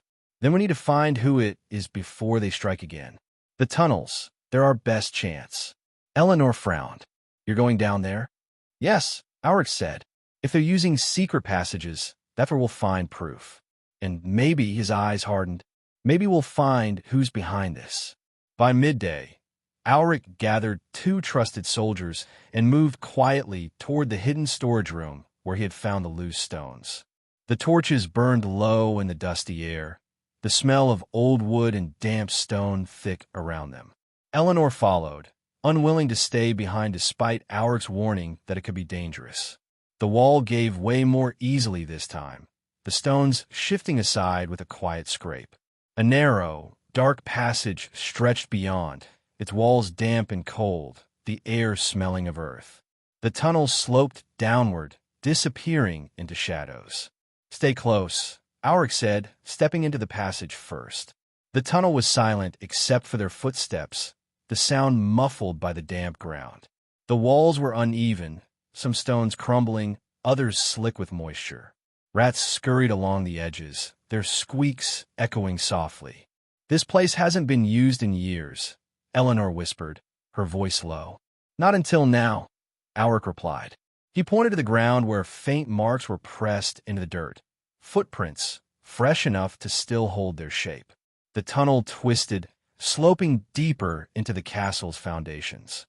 They passed narrow side passages, some blocked with fallen stones, others leading into darkness. At one point, they found an old wooden door, its hinges rusted but recently disturbed, as if someone had forced it open not long ago. Alric pushed it carefully, revealing a small chamber filled with old supplies, broken barrels, torn sacks, and a faint smell of smoke. He crouched, running his fingers along the floor, finding traces of burned cloth. "They've been here," he said. "This is where they've been storing things for the sabotage. Oil, maybe even weapons." Eleanor's face tightened. Then we're close. The tunnel continued deeper, the air growing colder, the silence heavier. At one point, a distant sound reached them, a faint scrape like someone moving ahead. Alric held up his hand, signaling for silence.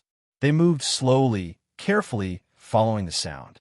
The tunnel widened slightly ahead, light flickering faintly, as if from a hidden torch. Alric motioned for the others to stay back as he crept forward. His heart pounded, the cold air sharp in his lungs. The tunnel opened into a larger chamber, and there, near the far wall, a figure knelt beside a crate, their hands moving quickly as they shifted sacks and tools. The torchlight flickered across their face, and Alric froze for just a moment. He recognized them instantly. Not Thomas, not a villager, someone much higher, someone who should have been above suspicion, someone who had been sitting in meetings and giving orders as if they were loyal all along. Alric's fingers tightened on his sword hilt as the truth settled in. The enemy wasn't just inside the walls. The enemy was in command. Alric didn't move at first. He stayed in the shadows, his breath slow and silent as he watched the figure by the crate. The flickering torchlight revealed the sharp lines of a familiar face, one he had seen countless times in council meetings, giving orders to the soldiers and reassuring the frightened villagers. It was Lord Branrick, the man who had sworn to defend the castle with his life. Branrick's hands moved with practiced precision, pulling small clay pots from the crate and setting them aside. Alric recognized them immediately. Oil flasks, the same kind used to start fires quickly. Beside them lay a torn scrap of parchment covered in rough sketches of the castle's layout, with markings where key storerooms and the well were located. Alric's jaw tightened, anger tightening his chest. But he stayed still, his mind racing. Confronting Branrick now could drive him deeper into whatever network he had built inside these walls. If Alric wanted the truth and wanted to stop him, he needed to know how deep this betrayal went. Eleanor shifted slightly behind him, her breath sharp as she recognized Branrick too. Her eyes widened, but Alric raised a hand to stop her from stepping forward. She bit her lip, nodding silently, though her fingers twitched against the hilt of her dagger. Branrick finished arranging the flasks, checking the parchment once more before slipping it into his coat. He stood, glancing toward the tunnel as if listening for footsteps. For a moment, Alric thought Branrick might sense them, but instead, the Lord picked up the torch and moved deeper into the passage, leaving the crate half open. Alric waited until Branrick's footsteps faded into the distance before stepping into the chamber. He crouched beside the crate, scanning the contents more closely. Several sacks of grain sat beside the oil flasks, their tops carefully tied. He loosened one and found dark powder mixed with the grain, something foul-smelling, likely meant to spoil it if distributed. Eleanor knelt beside him, her face pale. "He's been behind all of it," she whispered. "The fires, the rumors, maybe even the sickness spreading in the lower hall." Alric didn't answer immediately. His eyes moved over the parchment Branrick had left behind, trying to memorize the markings before carefully rolling it back into place so it would look untouched. "If Branrick is doing this," Eleanor continued, "then he is help. He couldn't have moved all this alone. Alric nodded slightly. Thomas, he said, and probably others. This isn't just one man's betrayal.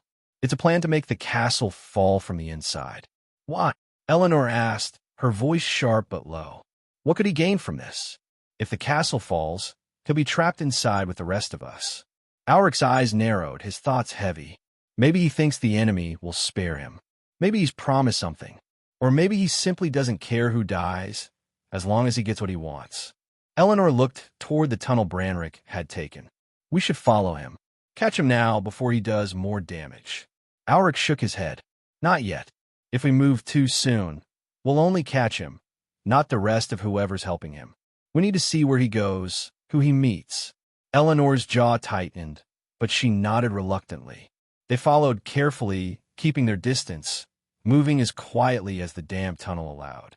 The sound of Branrick's footsteps echoed faintly ahead, sometimes fading when he turned into side passages, only to return as they crept closer again. The tunnel twisted sharply before sloping upward. They followed until faint light glimmered ahead, a soft glow filtering through a narrow crack in the stones. Aura crouched, peering through the gap. Branrick stood in a small, hidden chamber behind one of the castle's old chapels. Two other figures waited there. One a soldier Alric recognized, a man who had guarded the armory for years, and the other a young woman in plain servant's clothes. They stood close, speaking in hushed tones. Branrick handed the parchment to the soldier, his voice low but clear enough in the silence of the tunnel. The next strike will be the food stores. Spread the word carefully. We move at night when the guards are tired, and make sure the well remains untouched for now. If the villagers panic too soon, they'll tighten security before we're ready. The soldier nodded, his face grim, while the young woman looked uneasy. She shifted, her fingers twisting in her apron. And if we're caught? She asked. Branrick's voice turned cold. You won't be. But if anyone hesitates, if anyone speaks out of turn, they will be dealt with. Understand? The woman nodded reluctantly, though her face showed fear more than loyalty. Alric felt Eleanor tense beside him. He knew she wanted to rush in, to stop them now, but he shook his head slightly. They needed proof, needed to gather all the names involved. If they moved too soon, others might escape and continue the sabotage. Branrick spoke again, lowering his voice further. Once the food is gone, we'll let the panic grow. The gates will open themselves soon enough. People will beg to leave, and when that happens, the enemy will strike. Auric's chest tightened. Branrick wasn't just trying to weaken the castle. He was planning to force a surrender, to make the gates open from the inside. The three conspirators moved after a few more whispered words, disappearing into another tunnel entrance on the far side of the chamber. Alric waited until they were gone before slowly standing. Eleanor looked at him, her voice low but urgent. We can't let them finish this. If they take the food stores, we won't. Alric said, his voice steady but grim. But we can't move yet. Not until we know how many of them there are. Eleanor frowned, frustration in her eyes. And if we wait too long, then we'll have nothing left to protect, Alric admitted quietly. They retraced their steps carefully, making sure to leave no sign they had been there. When they emerged back into the castle halls, the world above felt almost too normal. Villagers carrying buckets, guards standing watch, the quiet hum of daily survival. But Alric knew better now. The walls themselves fell hollow, like a shell hiding something rotten inside. Later that evening, as the sun sank behind the hills, Alric sat at a table in the great hall, staring at a rough map of the castle. Eleanor sat across from him, her arms folded, her face tense. We need allies we can trust, she said finally. People who won't panic if they know the truth. Alric nodded slowly. 2 or 3 soldiers, maybe Agnes if she agrees. But we tell no one else until we have proof. If we accuse Branrick without it, he'll turn everyone against us before we can act. And Thomas? Eleanor asked. Alric looked toward the guardroom door, where Thomas sat locked away, silent as always. He knows something? He might be the key. If we can make him talk, we can end this before it destroys us. Eleanor's voice softened slightly. And if he doesn't talk? Alric didn't answer immediately. His eyes stayed on the map, tracing the tunnels with his finger. "Then we'll follow Branrick," he said at last. "And when the time comes, we'll stop him ourselves." Outside, the horn sounded faintly again from the walls. The enemy still waited, patient as ever. And inside the castle, the real war, the war no one else yet understood, was only just beginning. The castle felt different that night. The air was heavier, as if the very walls could sense what was coming. Torches flickered nervously in their brackets, their flames stretching long against the damp stone. The great hall was quieter than usual. Even the whispers had faded, replaced by a strange, uneasy stillness. People huddled together near the far walls, their faces pale with hunger and fear, while guards paced in restless patterns, glancing over their shoulders as if expecting something to leap from the shadows. Alric stood near the center of the hall, his eyes on Thomas. The soldier sat slumped against the wooden bars of the guardroom, his hands loosely bound, his head bowed.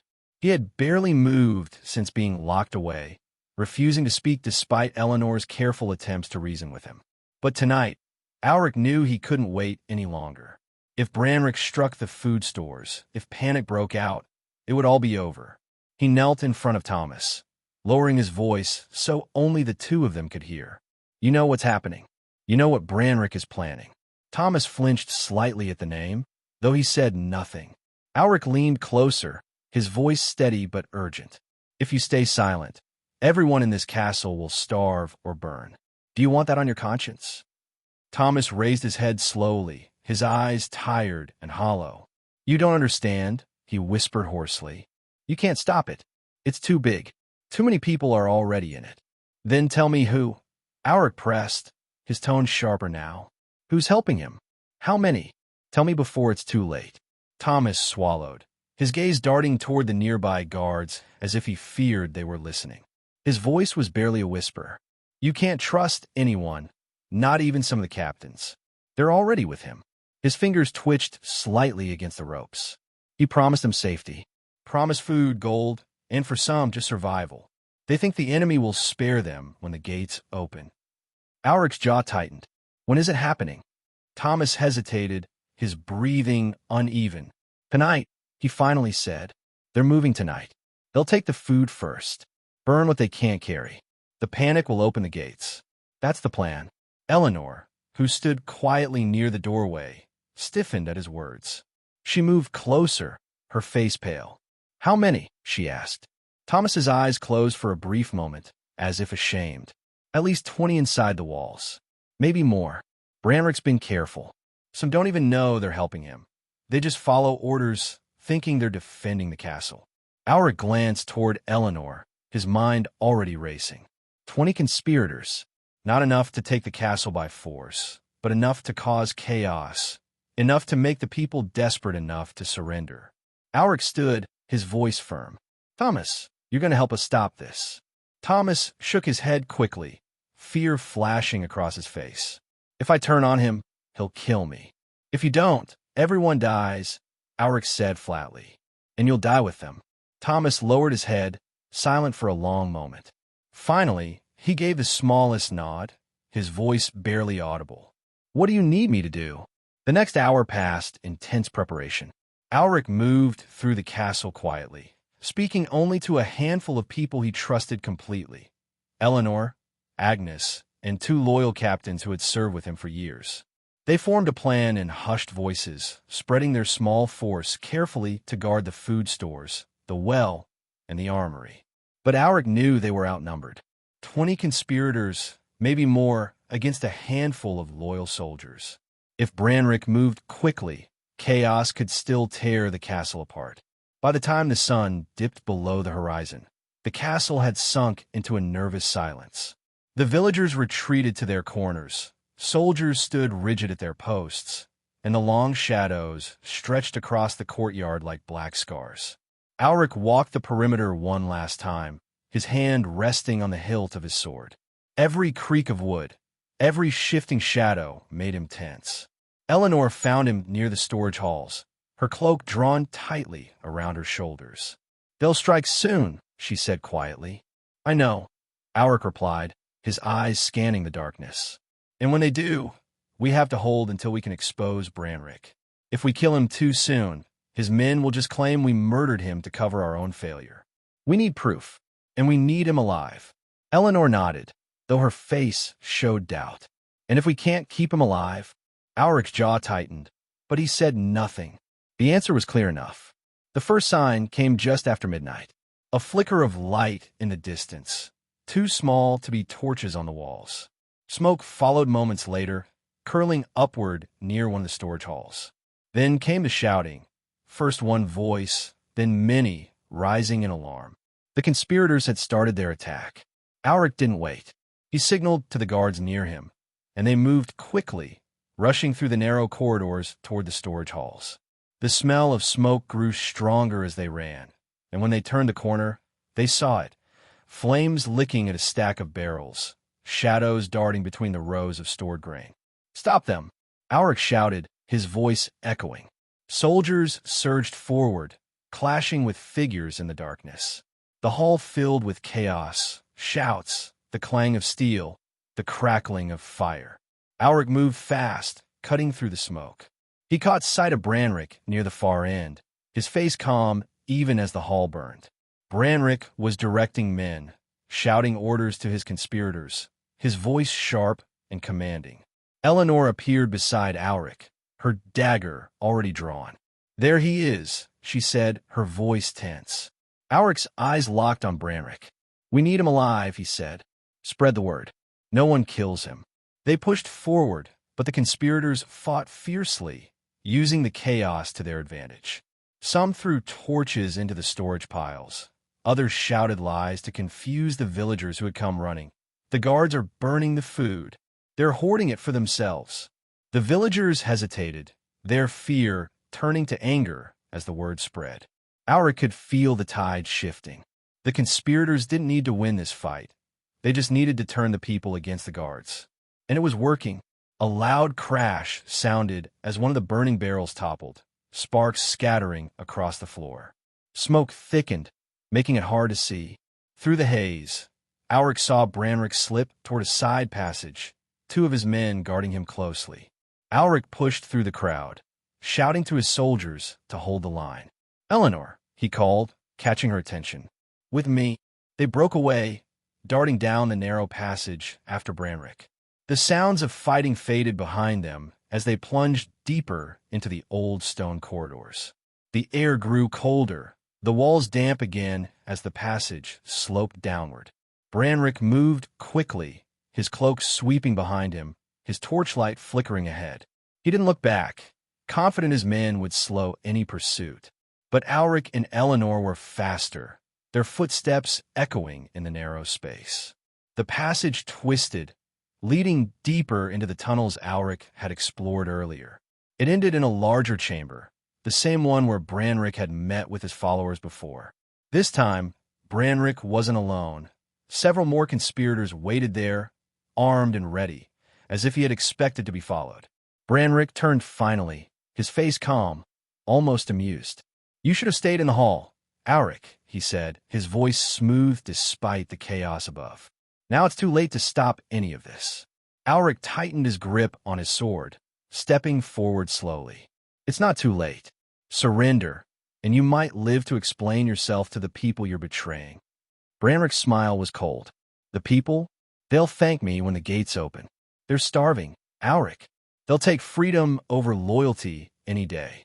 Eleanor's eyes narrowed, her dagger steady in her hand. "And how many will die for that freedom you promise?" Branrick's gaze flicked to her briefly before settling back on Alric. "Enough to make history forget them. Enough to save the rest of us." The chamber fell silent for a brief, tense moment. The conspirators shifted around Branrick, forming a loose circle. Alric could feel Eleanor tense beside him, could hear the faint drip of water echoing from the walls. The next move would decide everything. And for a heartbeat, no one dared to take it. The chamber was silent except for the slow drip of water echoing from the stones. Alric's sword felt heavy in his hand, not from fatigue, but from the weight of the moment. Branrick stood calm and unshaken, his torchlight casting long shadows against the walls. Around him, the conspirators shifted into tighter formation, their blades catching the flicker of the flame. They weren't nervous like frightened villagers. They were trained men, ready to fight for him, ready to kill for the promise he had given them.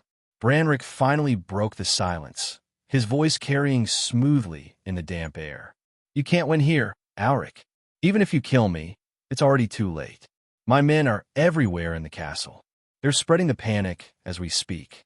The villagers are already turning against you."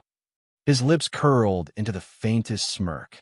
"By dawn, they'll tear down the gates themselves." Auric's grip on his sword tightened. "You underestimate them. They'll fight for their lives before they let traitors like you hand them over to the enemy." Branrick's eyes glimmered with something almost like pity. "No, you underestimate fear, hunger, desperation. You think loyalty can survive when there's no bread left, when their children are crying for water. You're fighting for honor, Auric, but honor doesn't feed anyone." Eleanor stepped forward, her dagger raised, her voice sharp and steady. "You're wrong. People will remember who tried to save them and who betrayed them." Branrick's gaze lingered on her for a moment, and his smile widened, though it didn't reach his eyes. "You speak like someone who still believes in heroes. There are no heroes in sieges, only survivors." Auric's patience snapped. "Then you won't survive this," he said flatly. The words are the final spark.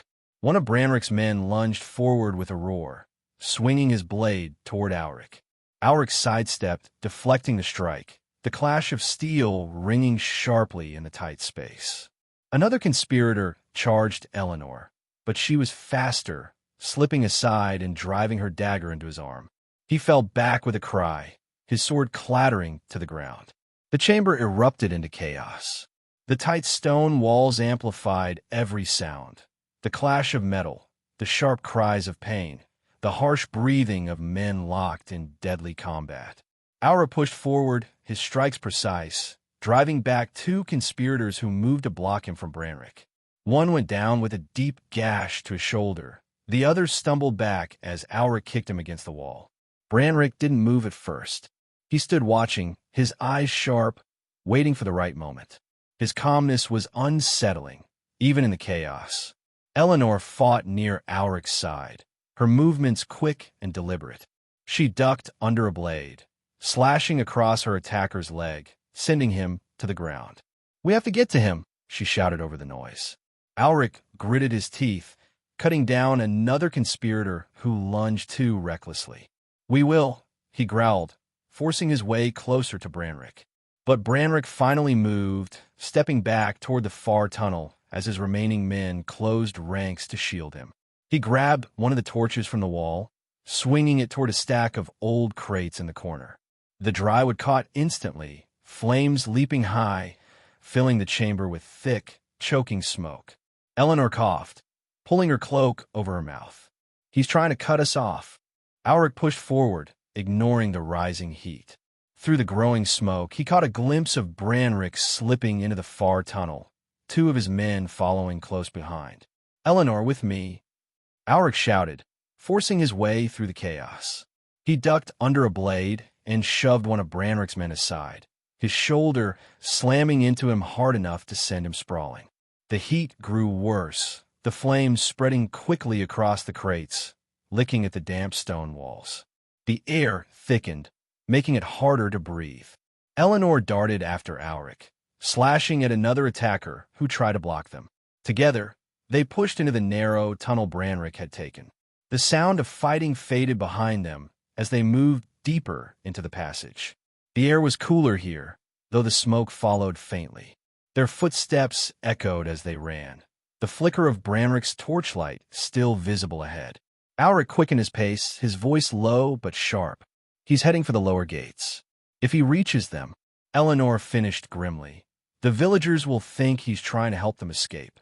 He'll twist it to make himself look like the savior." The tunnel sloped downward, the stones slick with moisture. Auric's boots slipped slightly as he pushed forward, his breathing heavy but controlled. Branrick was fast, his cloak snapping behind him as he ran, but Auric could feel the distance closing. They reached a wider section of the tunnel, where faint moonlight spilled through cracks in the stone. Branrick stopped briefly, glancing back, his face still infuriatingly calm despite the chase. "You're too late, Auric," he called, his voice carrying easily in the narrow space. "By now, the villagers are already fighting your guards. The gates will fall whether I'm there or not." Auric didn't slow, his sword raised. "Then you won't live to see it." Branrick smirked, stepping back toward another hidden doorway. "If I die, it won't matter. The castle is already lost." Eleanor moved to the side, trying to cut him off, but Branrick swung his torch toward a wooden support beam wedged into the wall. The drywood caught fire instantly, the flames creeping upward. A loud creak echoed as the beam cracked, sending dust and small stones falling from the ceiling. The tunnel shook slightly, a deep rumble vibrating through the stone. "He's trying to bring it down," Eleanor shouted. Branrick slipped through the doorway just as part of the tunnel's ceiling collapsed behind him, sending rocks crashing to the ground. Dust and smoke filled the air, cutting off the passage completely. Auric cursed, slamming his fist against the nearest wall. The rubble was too thick to move quickly, and Branrick was gone. Eleanor coughed, pulling her cloak tighter around her face. "He's going to open the gates. We have to get back before he reaches them." Auric nodded sharply, turning back the way they had come. "We take the upper passages. It's longer, but it'll get us there." They retraced their steps quickly, emerging into the smoky chaos of the storage halls above. The fire had spread further, casting everything in an orange glow. Villagers were screaming now, some trying to help put out the flames, others pushing against the guards who shouted to hold them back. Through the haze, Auric could see Branrick's plan working. The villagers, desperate and afraid, were starting to believe the lies. They shouted accusations of the guards, claims that the soldiers were burning the food on purpose, that they were hoarding supplies for themselves. Eleanor's face tightened as she watched the growing panic. If Branrick reaches the gates now, they'll follow him willingly. Auric's eyes hardened. "Then we stop him before he gets there." They pushed through the crowd, moving toward the outer courtyards where the gates stood. The noise grew louder the closer they got. Shouts, pounding footsteps, the growing roar of an angry mob. The conspirators had done their work well. Fear had turned into fury, and now dozens of villagers were pressing toward the heavy wooden gates, their hands clawing at the locks, shouting for them to be opened. Auric's chest tightened as he caught sight of Branrick at the far end, standing near the gates with his arms raised, calling out to the crowd.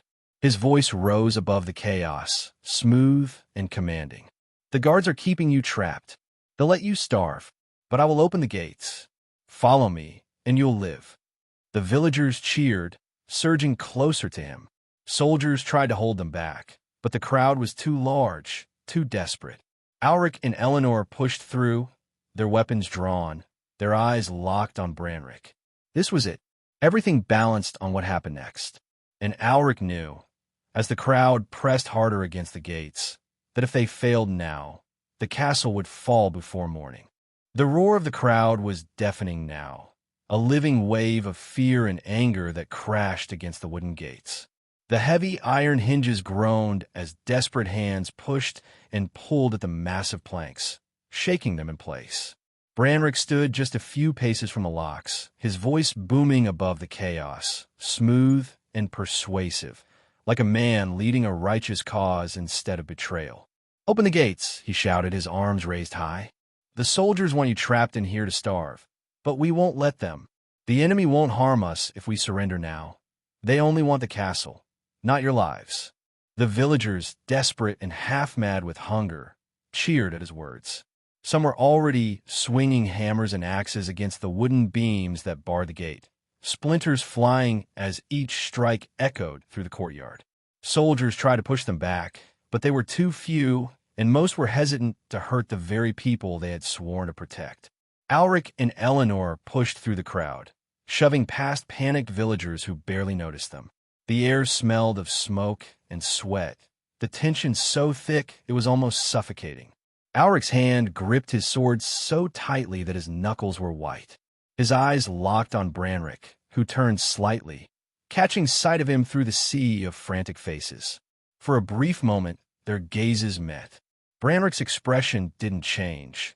If anything, he looked amused, as if this was all going exactly as he had planned. He raised his voice even louder, pointing toward Auric. There's the man who wants you to starve. He's the reason your children are crying for food. Will you let him keep you locked in here? The crowd's mood shifted sharply, their desperate anger turning toward Auric. Villagers shouted curses, some moving to block his path, others raising makeshift weapons, pitchforks, broken tools, anything they could find. Eleanor stepped closer to Auric, her dagger ready. "We can't fight them all," she said, her voice low, almost drowned out by the shouting. "We're not here to fight them," Auric replied through gritted teeth. "We're here for Branrick." But Branrick wasn't waiting. He moved quickly to the gates, signaling to two of his loyal conspirators. They shoved soldiers aside, forcing their way to the main locking beam. The thick wooden bar that held the gates shut was already halfway loosened, splintered from the pounding of hammers. Another few strikes, and the gates would swing open. Auric surged forward, ignoring the villagers who reached for him. A man tried to grab his arm, but Auric shoved him back, moving like a blade through the chaos. Eleanor followed close behind, quick and precise, slipping past the crowd with the same single-minded focus. "Branrick!" Auric's voice cut through the noise, sharp as steel. Branrick turned, smiling almost pleasantly despite the madness around him. "You're too late, Auric," he said calmly, as if they were speaking in a quiet hall rather than in the middle of a riot. "The people have chosen. They want the gates open. They're following you because they're afraid." Auric shot back, stepping closer. "You promised them safety, but you'll deliver them to slaughter." Branrick's smile didn't falter. "Not slaughter, survival. The enemy has no need for a massacre. They'll take the castle, and these people will live. That's more than you can promise them." Eleanor stepped to Auric's side, her dagger raised. "And what about the soldiers? The ones who fought to keep them alive? You're handing them over to die." Branrick's expression hardened slightly, his voice losing its smooth charm for a moment. "Every war has sacrifices. Better a few soldiers than everyone starving to death." Auric took another step closer, the crowd pressing tightly around them, the air heavy with smoke and tension. "You're lying to them. You think the enemy will spare them because of you, but they won't stop once the gates open. They'll take everything: food, gold, lives. You're not saving anyone. You're just buying your own safety." Branrick's jaw tightened, but his eyes remained cold. "It doesn't matter what you say now. They don't trust you anymore. They trust me." The crowd murmured in agreement, some nodding, others shouting again for the gates to be opened. The pounding of hammers against the locking beam continued, splinters cracking under each strike. The massive wooden bar shifted again, one more blow away from breaking completely. Auric's mind raced. Words alone wouldn't stop this. The villagers believed Branrick because they wanted to. They needed someone to blame, someone to save them, and Branrick had given them both. Then Auric's eyes flicked toward the locking beam. The conspirators working at it weren't villagers. They were Branrick's men, soldiers he had corrupted. If he could expose them here, in front of everyone. "Eleanor," Auric said under his breath, "help me show them." She nodded quickly, understanding without another word. Auric stepped closer, raising his voice so the crowd could hear. "You're right to be angry. You're right to be afraid. But look at who's breaking the gates for you. Do you even know them? Are they villagers like you, or are they Branrick's men?" The crowd hesitated for the briefest moment, some turning to look at the men hammering at the locking beam. "They're with you," Branrick shouted quickly, trying to drown him out. "They're here to help you. Help you." Auric barked back, his voice cutting through the noise. "Ask them why they were hiding in the tunnels. Ask them who burned the food stores tonight." A ripple of uncertainty moved through the crowd. The villagers exchanged uneasy glances, their anger faltering as doubt crept in. The two conspirators hesitated, glancing at Branrick for guidance. Eleanor stepped forward, pointing at the men.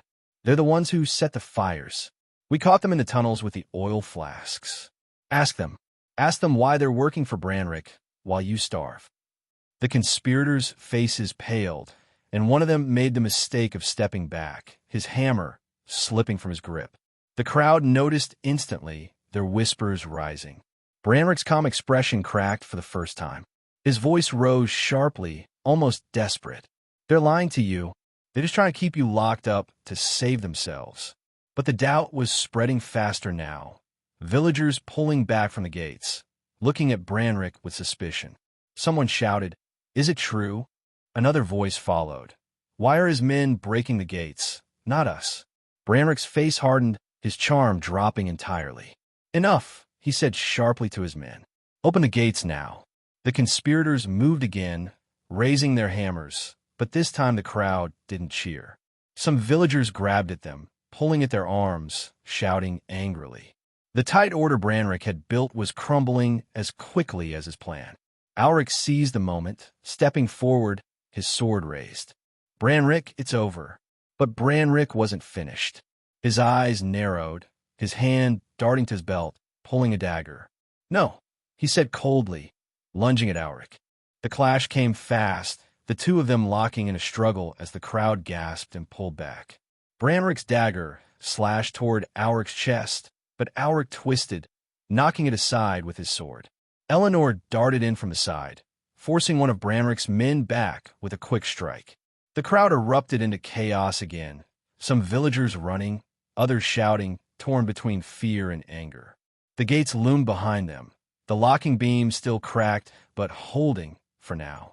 Branrick pressed forward, his movements sharp and precise, his dagger flashing in the torchlight. Alric met him blow for blow, their struggle fierce, the tension thick enough to feel in every breath. And as they fought, the entire courtyard seemed to hold its breath, waiting to see which way the battle, and the fate of the castle, would turn. The clash of steel rang out sharply, echoing off the courtyard walls as Alric and Branrick fought, their movements fast and relentless. Each strike felt heavier than the last, not just from the force of their blows, but from the weight of everything riding on this fight. The villagers stood frozen now, their anger momentarily silenced as they watched the two men battle for control of the castle's fate. Branrick moved like a man who had trained for this moment his whole life, his dagger flashing in quick, precise arcs. Alric countered with his sword, blocking and parrying, his arms burning from the effort. Their boots scraped against the stone, kicking up dirt as they circled, neither willing to give ground. Eleanor held the crowd back, her dagger drawn as she kept Branrick's loyal conspirators from interfering. The villagers, though confused and panicked, started to push against Branrick's men, anger returning as they realized the truth of Alric's words. But still, the gates stood vulnerable, the locking beam cracked, ready to give way if struck again. Branrick's voice was low, filled with venom as he pushed forward with a sudden strike. "You're wasting your strength, Alric. Even if you kill me, you can't stop what's coming. There are more men inside. The armory, the well, they're already moving." Alric tightened his jaw, barely dodging the blade as it skimmed past his side. "Then I'll stop them too, starting with you." Branrick grinned, his teeth flashing in the torchlight. "You think you're fighting for them, but look at them. They're ready to turn on you again the moment they're scared enough." The words cut deeper than any blade, but Alric didn't let it slow him. He pushed forward, locking sword with Branrick in a clash, so close their faces were only inches apart. "I don't care if they hate me," Alric growled. "I care if they live."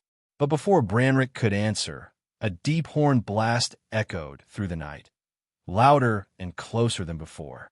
Every head turned instinctively toward the walls. The enemy outside was moving. Another horn followed, then the distant thunder of feet. Shadows shifted along the top of the outer wall as guards shouted down, their voices filled with panic. "They're moving the siege towers," one cried. "They're coming closer." Alric's heart sank. The enemy had been waiting for this exact moment, and Branrick had known. He wasn't just trying to open the gates. He had timed it perfectly, making sure the attackers would strike the second the chaos reached its peak. Branrick used the moment of distraction to shove Alric back. Swinging his dagger in a vicious arc, Alric barely blocked it, the blade grazing his arm as sparks flew. Branrick smirked again, his voice low. "You hear that? That's the sound of the end.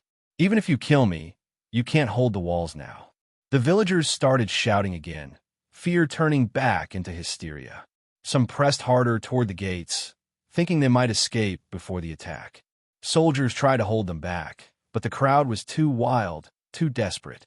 Eleanor's face paled as she looked toward the walls. Auric, if the gates break now, they'll rush out, and the enemy will cut them down. Auric didn't look away from Branrick, his grip tightening on his sword. Then we stop him before that happens. But before he could strike again, another sound rose above the chaos, a loud, grinding creak from the far side of the courtyard. Auric glanced up for just a heartbeat and felt his stomach twist. The second plot Branrick had set in motion had begun. At the opposite end of the courtyard, where the castle's well sat, a group of Branrick's men were spilling dark liquid into the water. Torches flared in their hands, and Auric realized with horror what they were doing. They're poisoning the well. Eleanor shouted, her voice cracking in panic. They're cutting off the last of the clean water. The villagers saw it too, cries of alarm spreading through the crowd. People surged toward the well, shouting in fury at the conspirators, but Branrick's men fought them back, swinging blades to keep them away. Branrick's laughter cut through the noise, sharp and cruel. Now you see, Auric, even if you win here, they'll die of thirst in days. The siege is over before it even ends. Auric's chest burned with anger, his heart pounding as he realized the stakes had just doubled.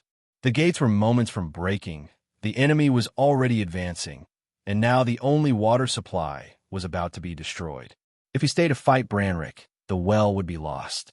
But if he left Branrick here, he would open the gates before Auric could return. Eleanor moved to his side, her face pale but determined. I'll take the well. You finish him. Auric hesitated only for a second before nodding sharply. Stop them, Eleanor. No matter what. She darted off into the chaos, weaving through the crowd toward the well as Branrick lunged again, forcing Auric's attention back to him.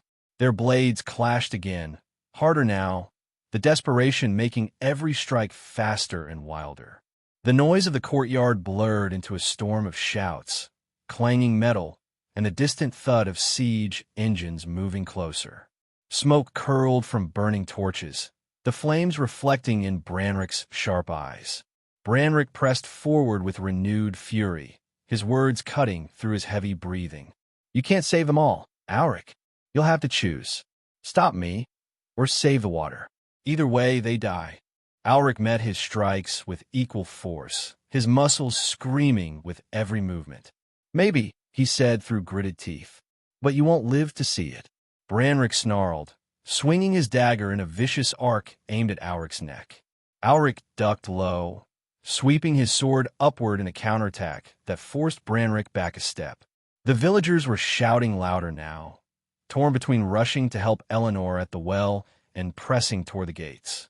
The conspirators were fighting to hold them back, their blades flashing in the torchlight. Above it all, the horns outside the walls grew louder, closer. The enemy was almost at the outer gates, and as Branrick lunged at him again, Auric knew this was the moment everything would break, one way or another. Branrick's dagger flashed again, lunging toward Auric's chest with a vicious thrust. Auric twisted to the side, feeling the blade scrape against his armor as he swung his sword upward in a powerful counter. Branrick blocked with a quick parry, sparks leaping between their weapons as the clash echoed across the courtyard. The crowd around them was no longer cheering or shouting in confusion. They were screaming now, scattering as chaos spread. The roar of horns outside the walls grew louder, mixed with the distant thud of siege engines grinding closer.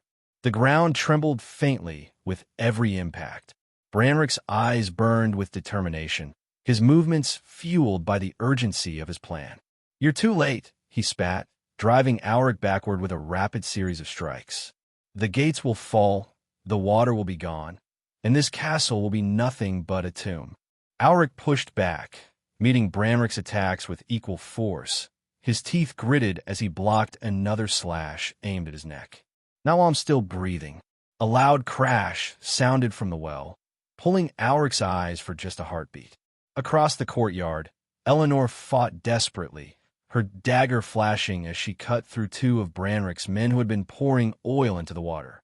She moved fast, darting between them with sharp, precise strikes, but there were too many. More conspirators closed in, some villagers trying to help her, others too terrified to move. Branrick seized the moment of distraction. He lunged forward, slamming his shoulder into Auric's chest and knocking him back hard against the stone wall. Pain shot through Auric's ribs as Branrick pressed the dagger closer, the blade glinting inches from his throat. "Do you feel it now, Auric?" Branrick hissed, his voice low and sharp. "You can't stop both. Every second you waste with me, she dies, and with her, your last chance to save this place." Auric strained against him, his muscles burning, the dagger pressing closer. Branrick's strength was relentless, fueled by desperation and conviction. Auric's eyes hardened. "Then I'll make this quick." With a sudden burst of force, he twisted his body, knocking Branrick's arm aside, just as the dagger grazed his shoulder. Ignoring the sting of pain, Auric slammed the hilt of his sword into Branrick's jaw. Branrick staggered back a step, but he didn't fall. Instead, he laughed, blood trickling from the corner of his mouth. "Good," Branrick said, almost grinning despite the blow. "Fight harder. Show them what you really are." The crowd had drawn back in a wide circle now, villagers and soldiers alike watching the duel, fear and tension crackling in the air. Some shouted for Auric, others for Branrick, the confusion tearing the crowd apart. At the well, Eleanor shouted as another conspirator swung at her with a spear. She ducked, stabbing him in the side, but two more men rushed her, forcing her back closer to the water's edge. One of them swung a torch dangerously close to the well, the flames flickering over the oil slick that floated on the surface. Auric caught sight of it again, his heart sinking. If that torch hit the water, it wouldn't just ruin the well, it would turn the entire courtyard into a firestorm. Branrick followed his gaze, his grin widening. "Go on, Auric. Watch her burn." Auric lunged with renewed fury, swinging his sword in a heavy strike that Branrick barely blocked. The clash sent Branrick stumbling back a step, his dagger spinning in his grip as he recovered. Auric pressed forward, striking again and again, his movements faster and harder now, every blow forcing Branrick closer to the cracked gate. The conspirators at the gates were still hacking at the locking beam, trying to break it completely while the villagers shouted and pushed around them. The wooden bar creaked under the strain, ready to snap. Branrick parried another strike, his face twisting with anger. "Even if you kill me, the gates will fall. You can't win." Auric didn't answer. His eyes burned with focus as he swung again, forcing Branrick into another defensive block. Their blades locked for a moment, faces close, their breaths heavy. Branrick pushed back with a sudden shove, breaking the lock and darting to the side. He moved toward the gates now, slipping through the panicked crowd, his dagger raised as he shouted to his men. "Break it now. Open the gates." Auric surged after him, shoving villagers aside, his sword cutting through one of Branrick's guards who tried to stop him. The locking beam cracked louder now, one final strike away from snapping. Eleanor's shout rose over the chaos. "Auric!" He glanced toward her just in time to see her lunge at the man with the torch near the well. She tackled him hard, knocking him to the ground, but the torch slipped from his hand, spinning dangerously close to the water. Auric's heart raced. If that torch hit the oil, it was over. But Branrick was almost at the gates now, his dagger swinging at the locking beam, his men striking with hammers. Auric was forced to choose. His eyes darted between Eleanor at the well and Branrick at the gates. The courtyard was a storm of chaos. Villagers screaming, soldiers shouting, the roar of the enemy's horns growing louder outside. Auric tightened his grip on his sword, his breathing sharp. He made his choice. With a sudden burst of speed, Auric lunged toward Branrick, ignoring the crowd as he shoved his way through. Branrick turned just in time to block Auric's strike, their weapons clashing again in a shower of sparks. "You should have gone to her," Branrick hissed, his eyes gleaming with cruel satisfaction. "Now you'll lose both." Auric didn't answer. He pressed forward, his strikes faster, harder, every blow pushing Branrick back. The locking beam cracked again, villagers screaming as splinters flew. At the same time, Eleanor reached for the torch, her fingers brushing it just as it tipped toward the oil-slicked water. She grabbed it at the last second, jerking it back, but one of Branrick's men slammed into her, knocking her off balance. The torch slipped from her grip, spinning toward the well again. Alric saw it happen from the corner of his eye, but he couldn't stop. Branrick lunged at him with another vicious strike, forcing Alric to twist away. Their blades locked again, both men straining with all their strength, faces inches apart. The torch hit the edge of the well, flames licking at the oil. For a moment, everything seemed to hold still. The villagers frozen, the soldiers staring, Branrick grinning through clenched teeth. Then the oil caught. A burst of fire erupted from the well, flames shooting high into the air. Heat washed over the courtyard as villagers screamed and scattered, some falling to the ground to escape the sudden blaze. The light from the fire cast wild shadows over the walls, turning the entire courtyard into a glowing inferno. Branrick laughed, his voice rising over the roar of the flames. "You've already lost." But Alric didn't stop. Using the distraction, he twisted hard, breaking the blade lock and swinging his sword in a heavy strike that forced Branrick back toward the gates. Branrick stumbled, his boots slipping on the uneven stone, his back hitting the cracked locking beam. The wooden bar groaned under the impact, splinters falling as it shifted dangerously. Alric stepped forward, his sword raised for another strike. Branrick looked up at him, his grin fading for the first time, replaced by a flash of doubt. The flames roared higher, the crowd scattering in panic. The enemy's horns now, so close they rattled the gates. Everything balanced on the next move, and Alric knew, as he tightened his grip on his sword, that this fight was about to end, one way or another. The heat from the burning well washed over the courtyard, turning the air heavy and suffocating. Smoke curled upward in thick plumes, glowing orange in the firelight as the villagers scattered in panic. Some screamed as they stumbled over fallen bodies. Others fled toward the inner keep, leaving only soldiers, Branrick's loyal men, and a few desperate villagers still near the gates. The horns outside the walls blasted again, louder than before, shaking the stone as if the enemy was already battering against the outer defenses. Alric stood locked in place for a heartbeat, his sword raised, his eyes locked on Branrick. The traitor leaned back against the cracked locking beam, the firelight glinting off his dagger as his grin returned, sharp and mocking. "You're too late, Alric," Branrick said, his voice low but carrying easily over the roar of flames. "You might kill me, but you can't stop what's coming. The gates are ready to fall, the water's gone, and the people." He gestured to the scattering villagers. "Already believe I was their only hope." Alric's jaw tightened, his grip tightening around his sword. His arm ached, his ribs burned from the earlier blow, but he stepped forward anyway, every movement fueled by sheer determination. "Then I'll make sure no one follows you into ruin." Branrick lunged first, swinging his dagger in a sharp arc aimed at Alric's chest. Alric met the strike, steel clashing in a bright shower of sparks. They moved fast, their blades a blur in the flickering light, the sound of their duel echoing across the courtyard.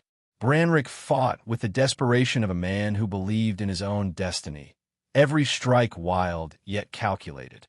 Alric fought with the quiet fury of someone who had nothing left to lose except the lives he swore to protect. Each blow pushed Branrick closer to the gates. His boots slid on the scorched stone, his movements growing less steady as Alric pressed forward. The locking beam creaked behind him, splinters falling with every step he took back. At the far end of the courtyard, Eleanor was still fighting near the burning well. Flames licked dangerously close to the oil-stained ground, but she refused to back away. She swung her dagger at the last conspirator standing, forcing him to retreat. With one final strike, she knocked him into the edge of the flames, his scream lost in the roar as he stumbled back and fled. She looked toward Alric then, her face streaked with soot, her eyes locking with his for the briefest moment. Alric's focus snapped back to Branrick just as the traitor tried another quick strike, this time aiming for Auric's legs. Auric sidestepped, swinging his sword down in a heavy arc that Branrick barely blocked. The impact jolted through both men's arms, but Branrick stumbled further back, his boot catching against a loose stone. His back hit the locking beam. The wood groaned under his weight, cracks spreading deeper. The crowd that remained gasped, a few villagers shouting warnings as the bar shifted dangerously. Branrick glanced back, his grin faltering for the first time. Auric didn't stop. He swung again, his sword striking Branrick's dagger so hard it flew from his grip, clattering to the ground. Branrick stared at him, his chest heaving, his eyes wild. "You can't do this," Branrick spat, his voice shaking for the first time. "If you kill me, they'll never forgive you." Auric stepped closer, his sword raised. His voice was steady, quiet, but carrying enough weight to silence what little noise remained in the courtyard.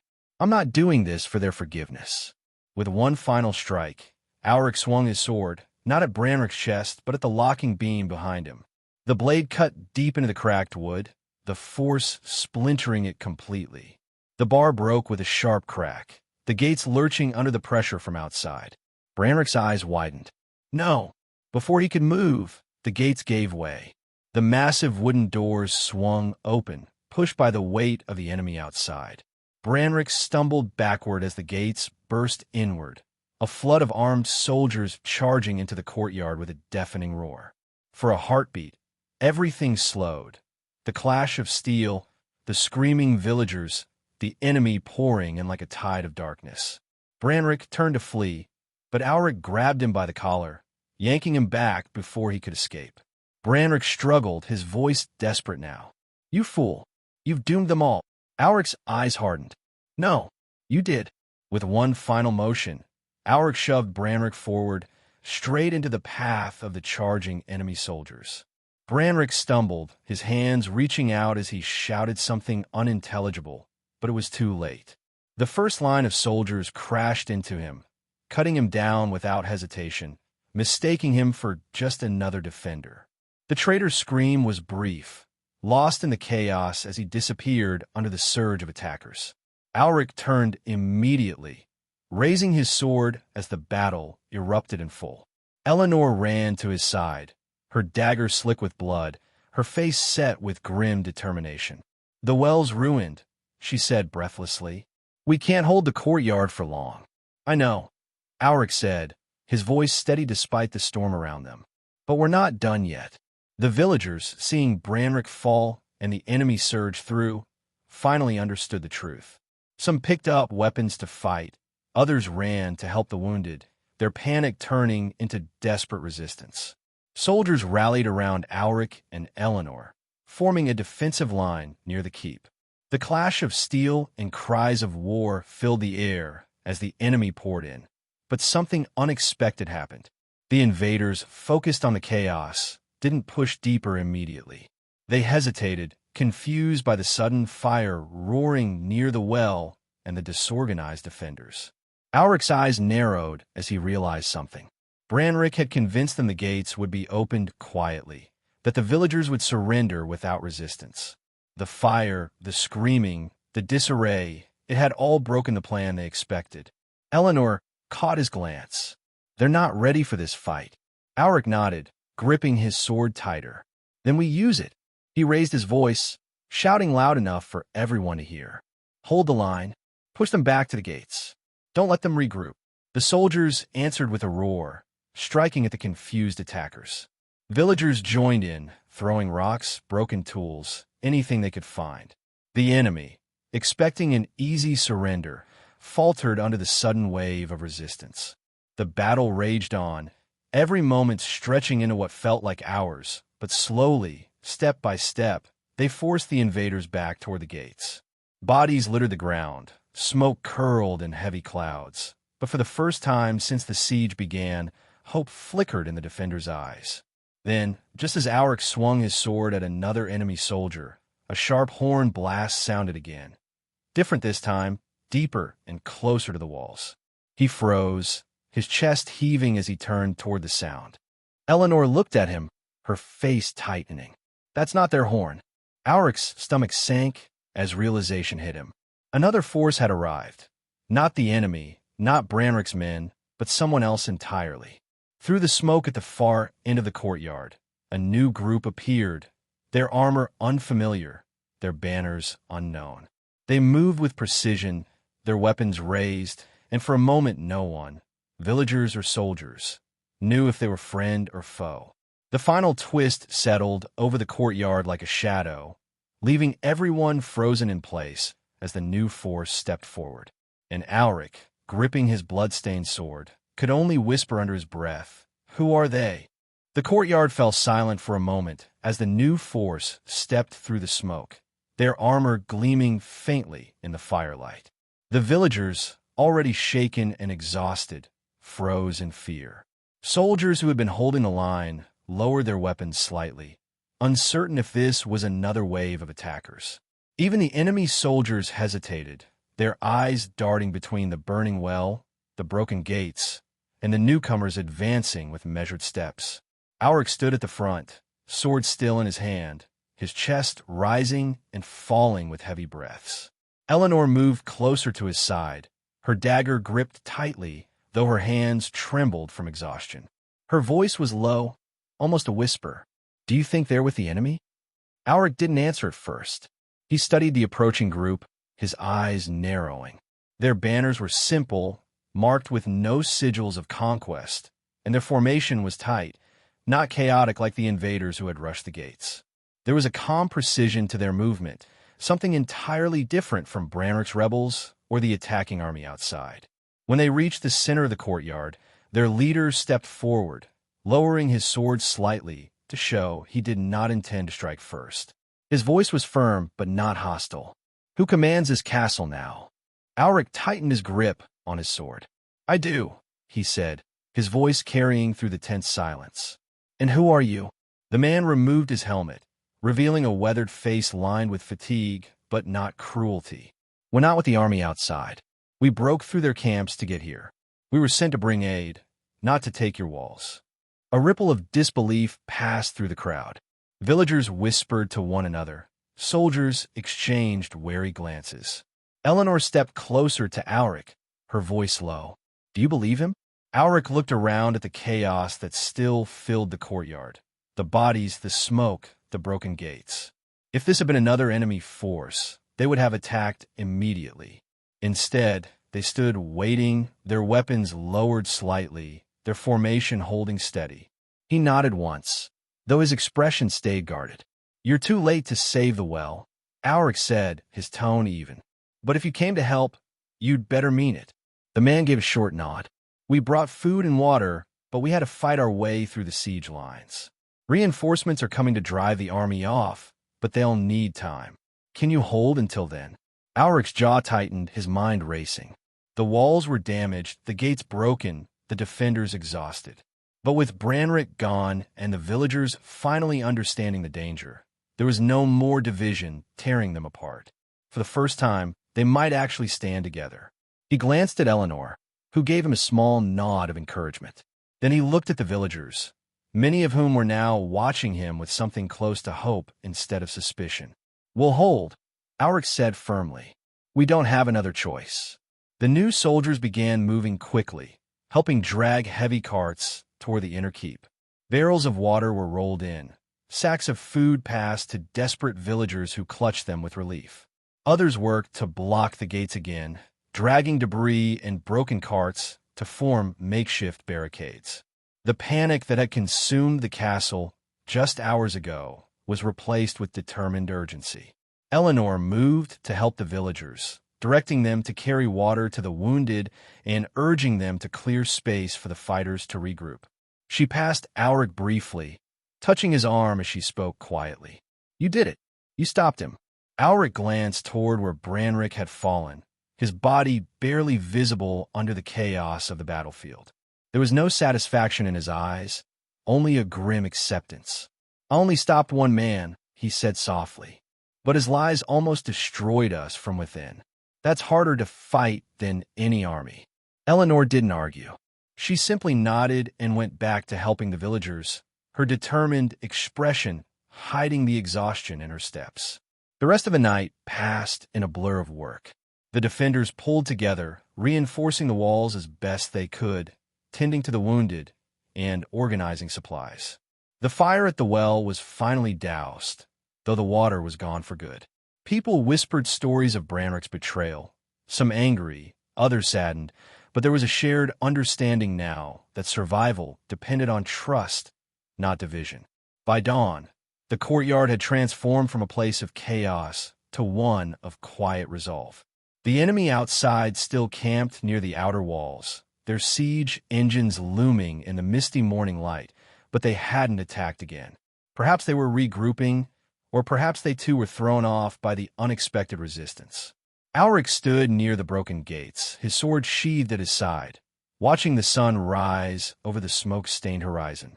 Eleanor approached, her hair damp from the morning mist, her face tired but calm. "They believe in you now," she said quietly, nodding toward the villagers who worked side by side with soldiers to strengthen the barricades. Alric gave a small, tired smile. "They don't need to believe in me. They just need to believe they can survive." Eleanor studied him for a moment, then smiled faintly. "That's why they trust you. You never wanted to be their hero. You just wanted to keep them alive." Alric didn't answer, his gaze drifting again to the horizon where the enemy still waited.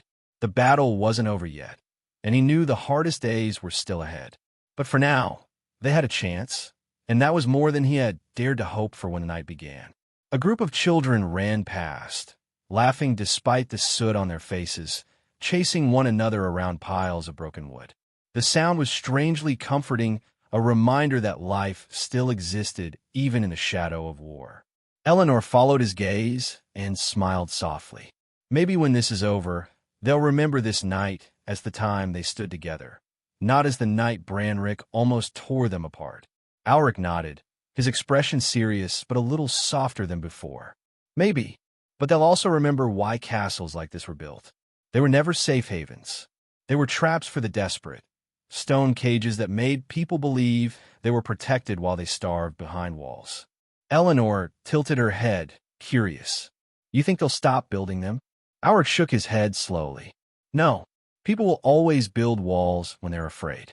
But maybe after this, they'll understand that walls don't save people. People save people." Eleanor gave him a thoughtful look, then smiled again, this time with genuine warmth. "That sounds like something worth remembering." The sun rose higher, casting long shadows across the courtyard. The smell of smoke lingered, but so did the feeling of resilience that filled the air. The villagers worked together, the soldiers stood ready, and for the first time in weeks, hope seemed stronger than fear. Alric took one last look at the battlefield, then turned back toward the inner keep. "Come on," he said to Eleanor. "We've got work to do. If reinforcements are coming, we need to hold until they arrive."